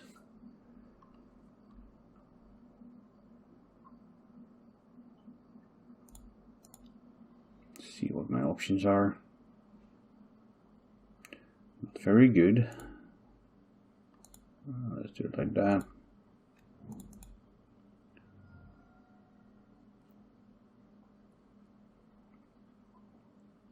Guess a Tundra. The only problem here is if they do counter this, it lets them attack with arrow, but that doesn't mean they have to force this, so I'm not too worried about it.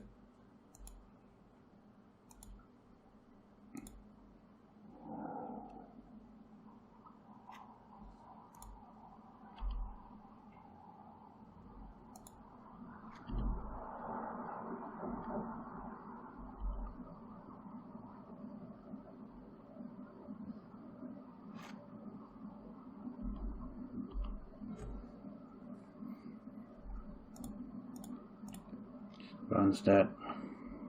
No, then they can just plow this, but it's gonna happen anyway. You can let them just attack here.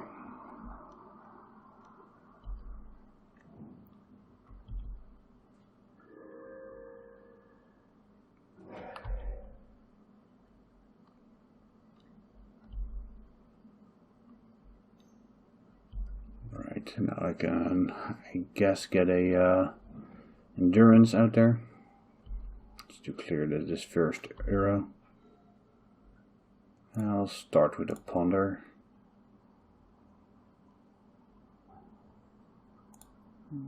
I like Minsk and Boo here, despite them having Caracas.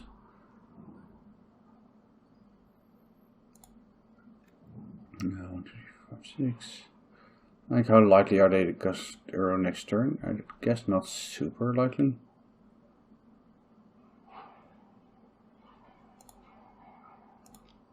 Green, red, green.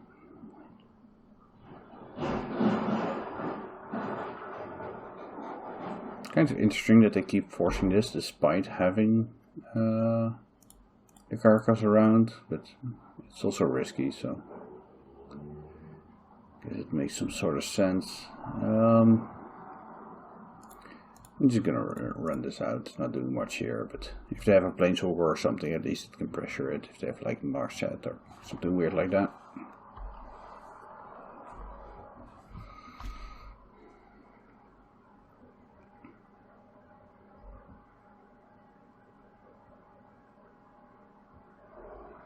Since they're not running purely in snow basics.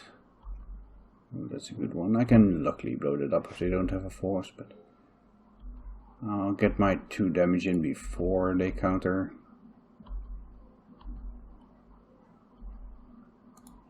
And I'll just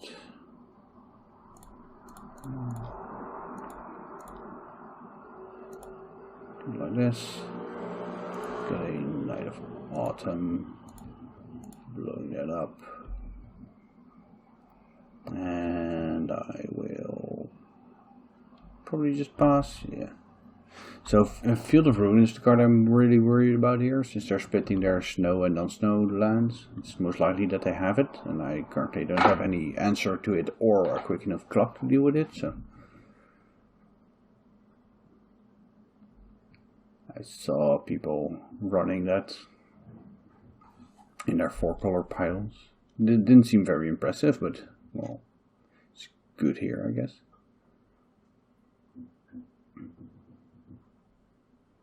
And this is really a showcase of what a card Caracas can be. Well, maybe they've been countering these anyway, but still with the arrows and everything, they're just getting a lot of value off of it. So here's their arrow. No, they don't have mana for it, and they realize that now, I think.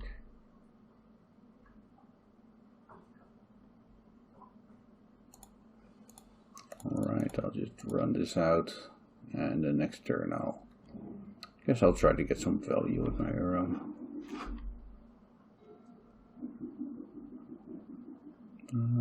They could have, no, they don't have any blue, so they can't have a Shark Typhoon basically, so I'll just attack.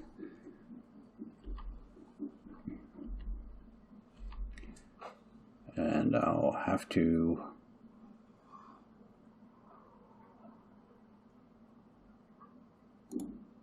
I'll trade this for force, I guess. And there.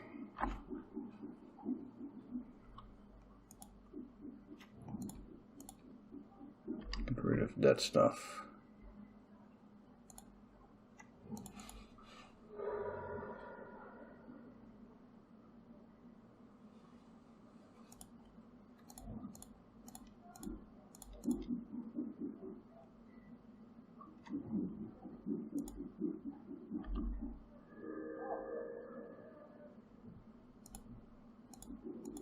I'll just try to bounce it. Yeah. Alright, I have a blue card for force if I need it.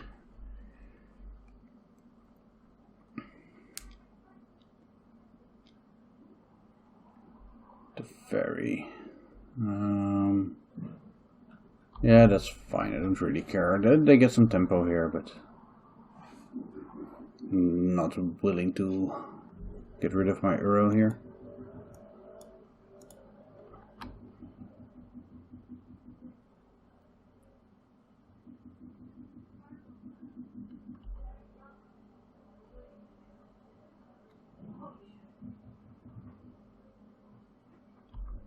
If they're wasteland, to get rid of the carcass family. And a life from the loan, that's fine.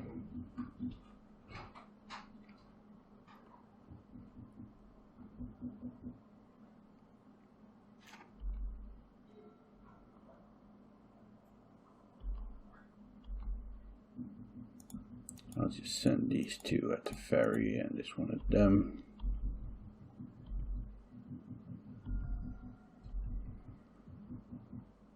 I could endurance their loan, but I'm kind of fine with them milling it over.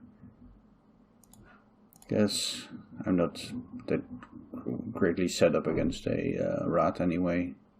I'll just do it like this, keeping up my forces and endurance.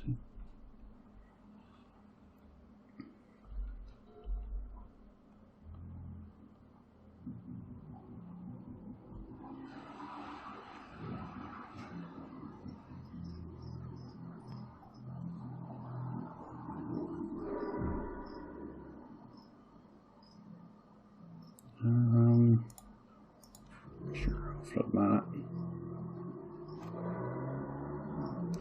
I'm not really scared of creatures here, and they could have a supreme verdict, but I'll accept that. I'll just get rid of the couple of cards they have there. Just the verdict then. Yeah, that's fine. I like my pressure, but not enough to counter that. Yeah, I'll attack first. I don't really have anything with haste at the moment, so.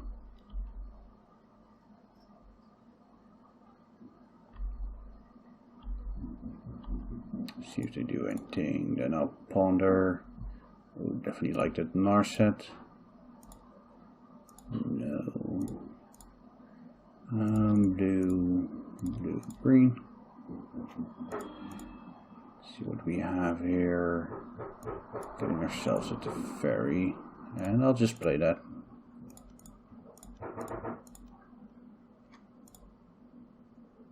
And minus.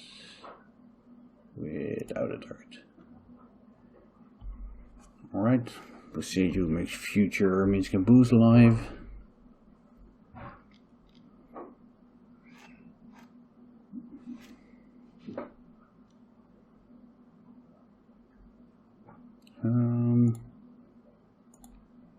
Alright, they scoop. Like, I'll probably counter that, but. Alright, so 4-color. 3-color didn't see red, but they're quite likely to have something like that in there. So definitely want the Pyroblast, like the Carpet. I like ending over Plow, not really too big of a fan, but I think it's better than Plow. Want another Endurance in there for sure. So they have Loam,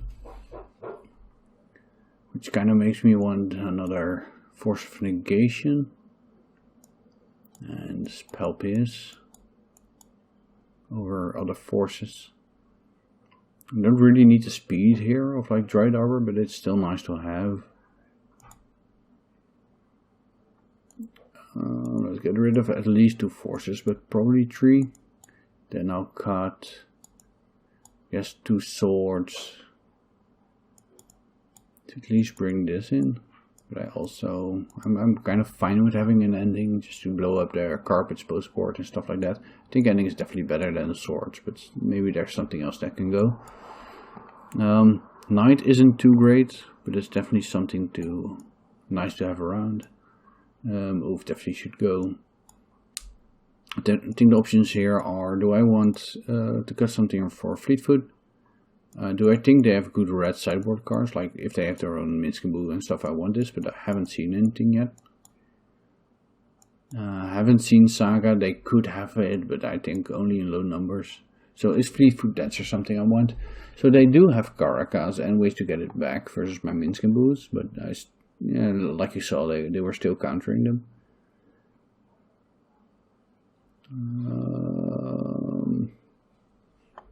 Tensor is really good against a bunch of their planeswalkers, so I guess I want to try it. It's mostly, let's be honest, I'm trying that card out. It's definitely the wildest in the list, and I just want to see how it performs in different matchups. So let's just board it in. Yeah, this is a good keep, I think. We have some interaction, we have something to ramp, and we have our Minsk and Boo. Right, they're opening up on that. I'm gonna say if I don't draw land, I'm definitely just opening on Beseju, but now that I did, I think it's fine to get something else. I want to get blue here so I can brainstorm my fetch next turn, so it's gonna be the tropical with a noble hierarch.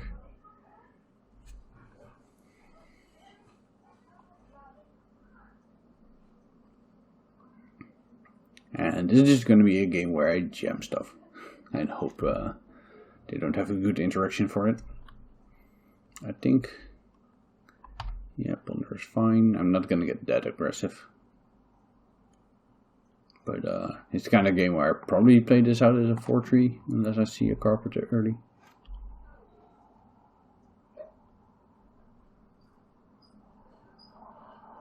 So the question is, do I want to play my red source around Wasteland? And I think I do, despite this opening me up to Caracas. Just gonna go play this as a 4-3.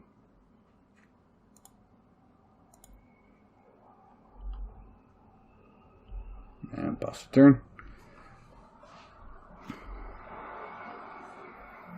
Let's see what happens here. Oh, they're keeping their mana up. That's kind of scary for me.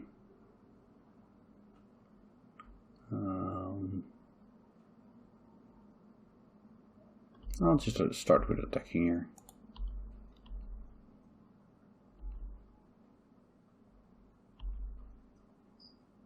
I mean, it isn't large, but it's still an attack for 5, and I'll just pass. Now I have Brainstorm and Force of Negation up.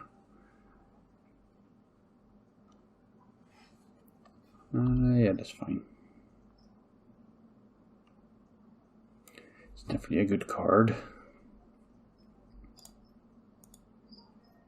So in this list I'm quite light on Pyroblast, so I can't really just wait until I find one.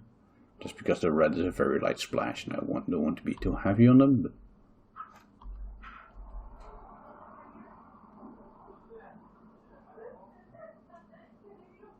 I think if I have to Force of Negation something here, it's very likely that I Brainstorm first.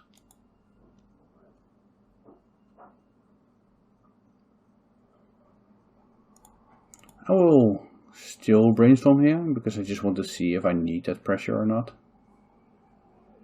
I think I don't. I think this is a case where I start with the ferry, and then if that works, I can work my way towards Minsk and Boo. That means I'm gonna get rid of the Force of Negation and the land, I think.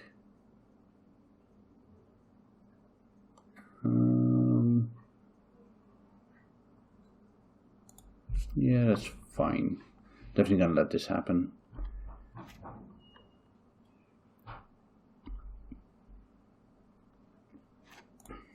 And fetch here, getting a basic island, I think. Now I need to white, maybe. Let's get a Tundra. It's not like they're running on back to basics. And I'll just play this to play around Spellpierce, and yeah, I'd like to get in for my 1 damage. No, I want to keep Brainstorm up, I guess. So in that case, I'll play it like white, green, blue.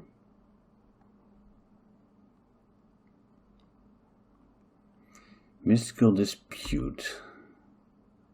Yeah, that's a nice Pyroblast substitute for these decks, and then I'll pass.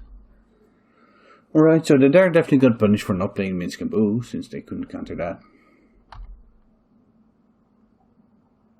Maybe I'm just delaying these too long now, but I think trying with the ferry first is definitely worth it. But got really punished with that dispute.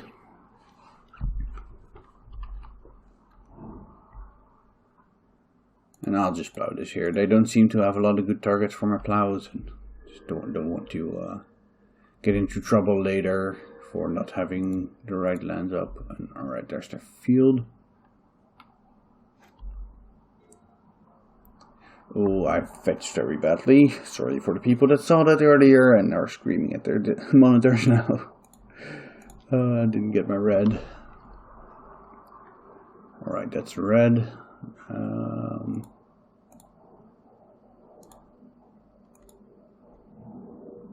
I could brainstorm here first, but I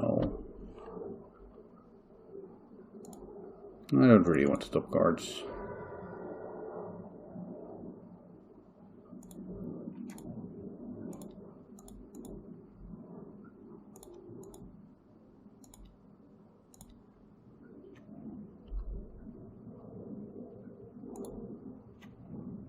Now I can either be safe and just...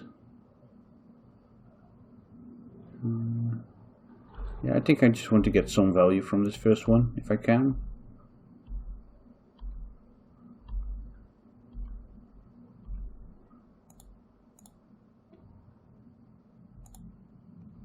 So I'll just point this at them and draw some cards.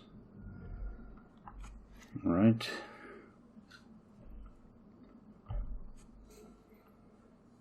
So they're up to 6 lands now, so they can make 2 tokens next turn, of this turn. So it's gonna get scary against this field.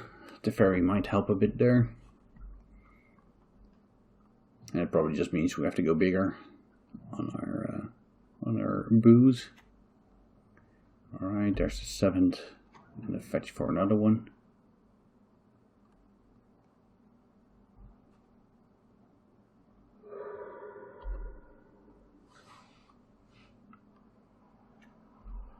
And it works.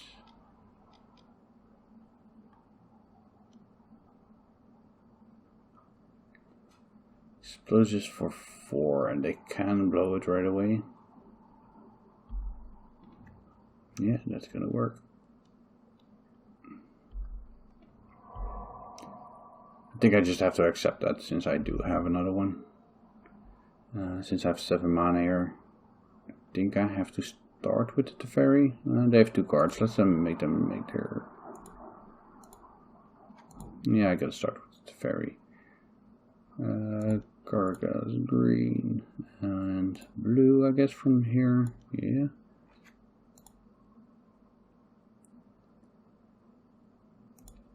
Get rid of one of those.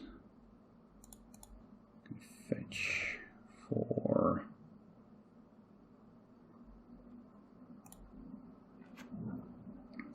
Tiger, and then green, red, like that. And I don't want them to attack my fairy, so I'm just going to do the same thing as last turn. So attack for 2.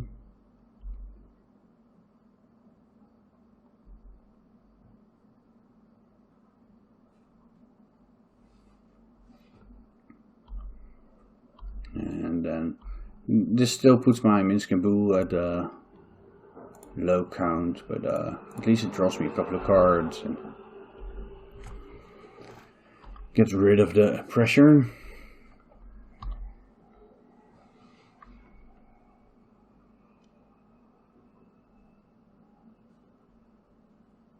I think this is where I, well, do I?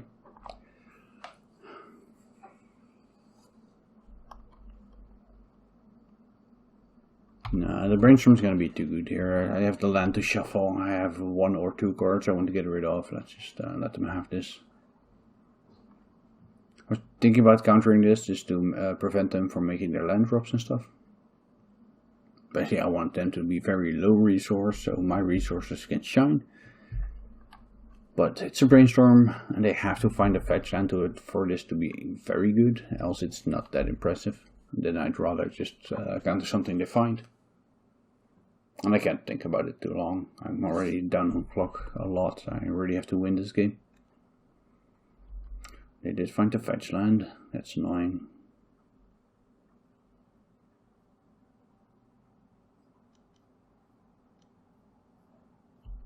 And an endurance. Alright.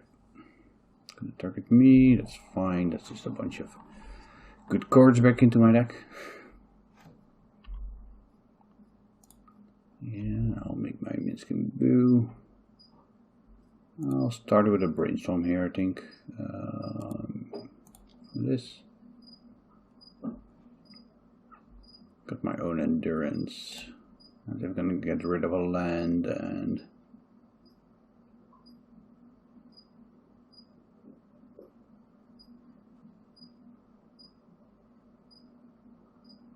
put one of these on top, I guess.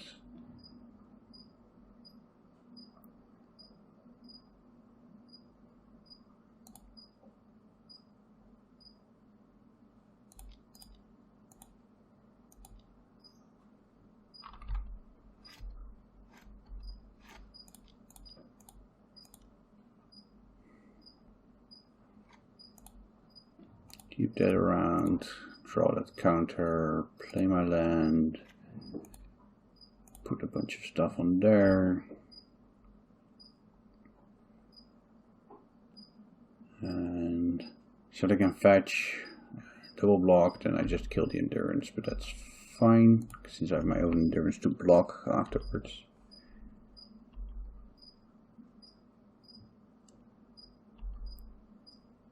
They don't take that, I guess that makes sense. And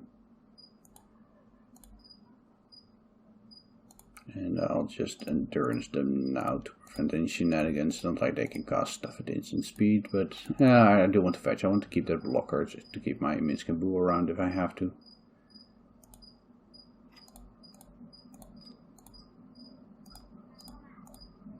Green. Colors. Probably should have just kept up on a force of negation, and this is an ambush, but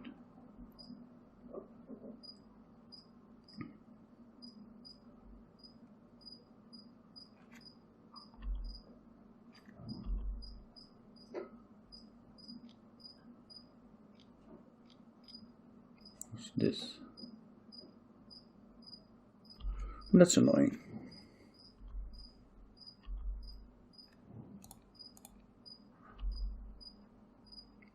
Definitely not great for me, but they're gonna lose one of their creatures, and I'm gonna have another Minskin Boo that's gonna kill them. So this is gonna be 10 damage from my Boo. So I don't think they have a lot of outs here. So I have the forces and the Teferi in play.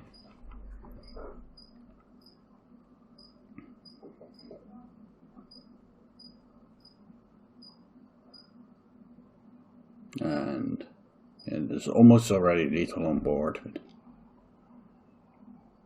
1, 2, 3, 4, 5, 6, 7, 8. If I draw land, I can even make it more lethal. I do want to search my deck. If things go wrong, I want my Zenith.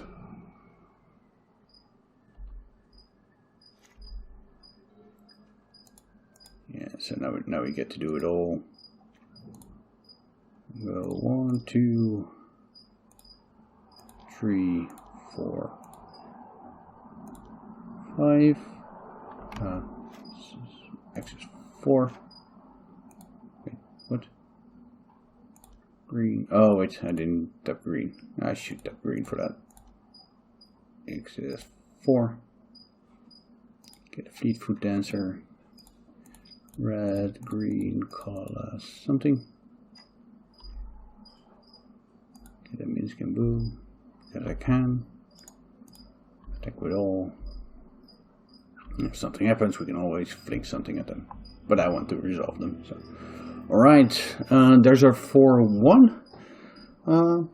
Yeah, we lost against Eldrazi Post, which is definitely like the deck that just crushes these blue control decks. And we got close. But basically, we were attacking them with a very big, hasty creature, but then they had Emrakul plus Karakas to take infinite damage. So.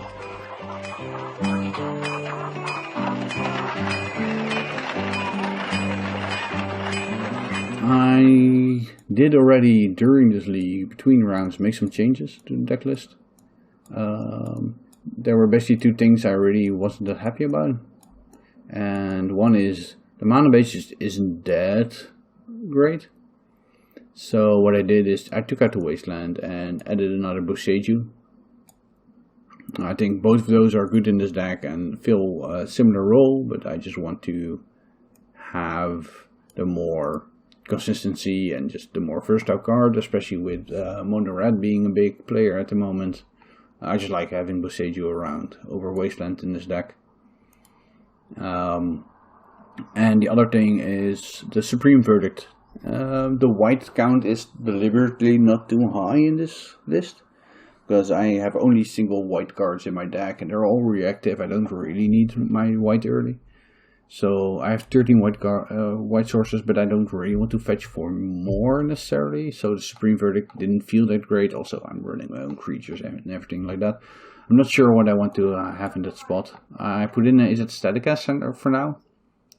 Because I do want something that helps against small creatures and against the green, white, red Maverick or Depth variants that have like a bunch of small creatures that I want to kill and Minskimbu. I think is it Staticaster does a lot of work there. And it's just fine against elves and goblins and all kinds of nonsense like that. I'm still pretty impressed with this deck. I'm recording this at the moment just before the Magic Online qualifier. That's on Saturday the 3rd of September. And this is one of my main considerations to play. I think it's between this and Rug Infect, which is just Infect splashing Minskimbu and cutting some of the more all-in potential. Hey, post SuperQ Peter here. Change the deck. I'm going to talk about that for a bit and then what happened in the SuperQ. So, about the changes we made. After the league, as previously already discussed, we swapped to the second Boseiju, which I'm still on board with. Really like having a bit more consistent mana. And but before entering the SuperQ, I ended up switching a Spellbias into the main deck for Pyroblast, and that's basically a concession to unfair decks and other Minskambus. I played around with having a Hydroblast in that slot first, since I do think this deck is rather low in blue count and I want a bit more flexibility there. But ended up cutting that second Hydroblast for the Spellbias, and that was partly a debate regarding what did I expect the SuperQ to be able to play in the SuperQ, and what did I want to target. So I basically had two ideas. Either people are mostly going to play the decks that have been played on the challenges for a while, and then like the last SuperQ is a pretty good direction to look at what we can expect to face. Or people are going to respect the new influx of cards, gonna play Minskimbu themselves, or be very prepared for it. I had a bit of a debate playing this deck or something that's more less susceptible to people being prepared for the Minskimbu decks. I decided that I thought that people weren't going to overcorrect and just stay with what they knew. It was a SuperQ. People want to do well, so you usually like blue-red players swapping out one new card and then going like, okay, this is enough, this is what I'm familiar with. So that's what I basically built this deck towards. Like, people are just going to do what they think is good, and I can get people, I want to play this deck because people aren't going to be prepared to face control decks with such a powerful mid-game Planeswalker like Minskimbu, and try to prey on that. So that's why I didn't change too much and decided to play this deck with that idea going in. As you can see in the main board, is the rest is just get the same. I did change quite a bit about the sideboard. I didn't like the Supreme Verdict in the league, so that became a Staticaster. But after thinking about the matchups and searching a bit more, there's two more changes I made. The first is Lagrella the Magpie. After searching Scryfall and Gatherer every time I play a Zenith deck to see if there's a removal spell I can Zenith for, it always comes up empty and there's just nothing to find there. But with Streets of New Capenna, we finally have a Zenith Ball removal spell. Lagrella is basically a Fiend Hunter, except you also get the option of exiling one of your own creatures in addition or instead of one of your opponent's creatures, and then if Lagrella ever leaves, it comes back with 2+1/+1 counter. So it's like a Fiend Hunter with a bit of extra value, but it's green for Grecian Zenith and it's blue for Force of Will. So it has a bit of upside there. On the other hand, it is vulnerable to Pyroblast and to Caracas, so there's a bit of a trade-off, but I really like that we get the option to play this card in Zenith decks, and I haven't seen people do it yet, and I do think that these types of Zenith decks, like the banned Zenith decks, should at least try and play the first Lagrella. I didn't commit to it to main board since there's a lot of decks that just don't care about creature removal, but I really want to have this option and try it out. So that's Lagrella. There's some fun stuff we can do with it, with like exiling our own creature, then bouncing it with Caracas and get the resets on our Endurance or Knights or Ice Fangs, but it's mostly just as a Zenith Ball answer to big creatures like a Murktide Regent. Then the other change I made, basically I concluded that this deck was very weak to Elves from the popular decks that are going around, and Elves has been performing in challenges quite a bit. So after debating a bit, like what's the best card I can play that doesn't mess with my own Green Sun Zenith, but is good against Elves, the first conclusion was, well, Containment Priest. Just don't care about your own Zeniths. If you have Containment Priest in play, you can just stop a lot of their cards, especially now that they're running like 1 to 4 Fiend Artisans, which then don't get to Zenith, and that means they have like Zenith, Natural Order, and Fiend Artisans that a Containment Priest can shut off. So that's very valuable. The only problem with Containment Priest is that it doesn't stop Grist. So any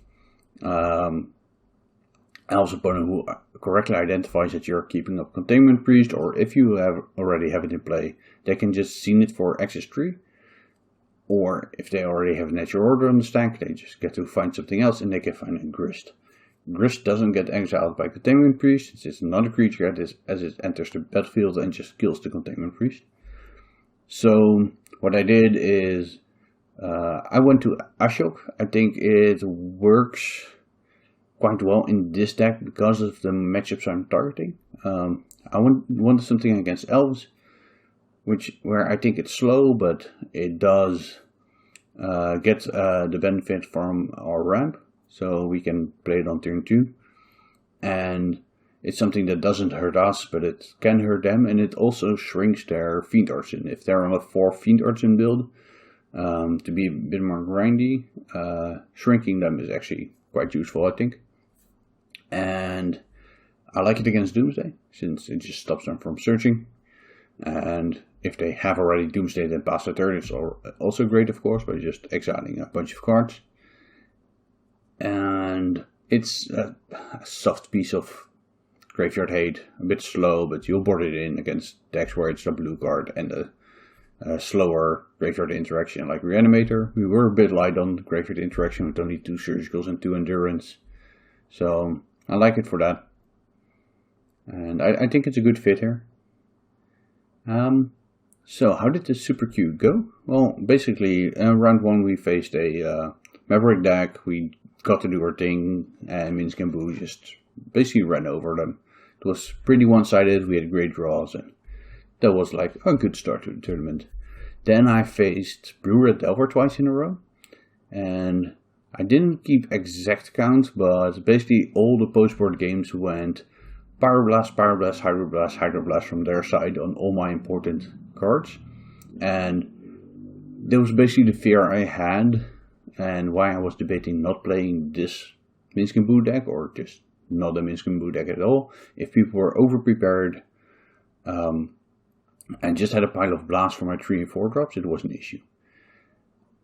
Additionally, I hadn't given enough thought to the fact that I think ramp is good against Blue Red Delver. Just having 1 mana creatures that set up our mana a bit better for our game plan means that Daze isn't good. But they can just ignore it if they have enough blasts in their deck. They can just let me have the mana and trade their 1 mana for my 3 or 4, and that makes it very hard to win any sort of like mid-rangey game. So that happened twice in a row. I think I won game 1 and then just got blasted out of the games. About 6 or 7 blasts I saw in most games. Basically, they were packing a ton of them, and it was a risk that I took. I hope people weren't over-prepared. Like, if they have a pile of Pyroblast like they usually would, that's fine. I still have a lot of cards that aren't blue that just get around it. Then they'll counter like it's a fairy, but maybe my Minsc and Boo resolves. But in this case, they had just the right blast for the right cards at the right time. So my Minsc and Boos and my Fleetfoot Dancer got blasted. I was facing off against some Meddling Hexes, which I think this deck is quite prepared for, but didn't get there against those. And so then I was 1 and 2. And then I basically faced the other matchup I didn't want to. Well, I did want to face Blue Red Delver, but not if they were that prepared. And then I faced against Elves, which I was already a bit worried about. But I had a game where like, oh, this goes pretty well. At the Ashok and Plate was shutting off a lot of their cards, but then they had they initially drew the Grist, so they had Grist to blow up the Ashok, and then the game got blown wide open, and I lost that pretty handily. So it was a quick 1-3 exit for me. Does that mean that I think this deck is bad? I don't think it is. It clearly wasn't the right choice for the tournament. I hoped people weren't going in on blast as much as my opponents did, and it really hurt me. But I don't think with the success of Maverick, Depths, Elves, and Lands, basically with the success of green decks, I don't think Blue Red Delver can keep like going on like 6 or 7 blasts. I think that's great against blue decks, great for the mirror, but they're losing too much ground against these green decks. So I think they have to tone that down a bit and go a bit more fair. Since I think they've really been preying on themselves and on blue decks. The win rate of all blue decks in the SuperQ was below 50%, and Blue Red Delver itself had like a 47% win rate. So, and the green decks basically got positive win rates across the board. I think that's pretty telling, and definitely just green decks capitalizing on the fact that the Blue Red Delver players were very prepared for the blue decks, and maybe cutting a bit on sideboard slots for their matchups.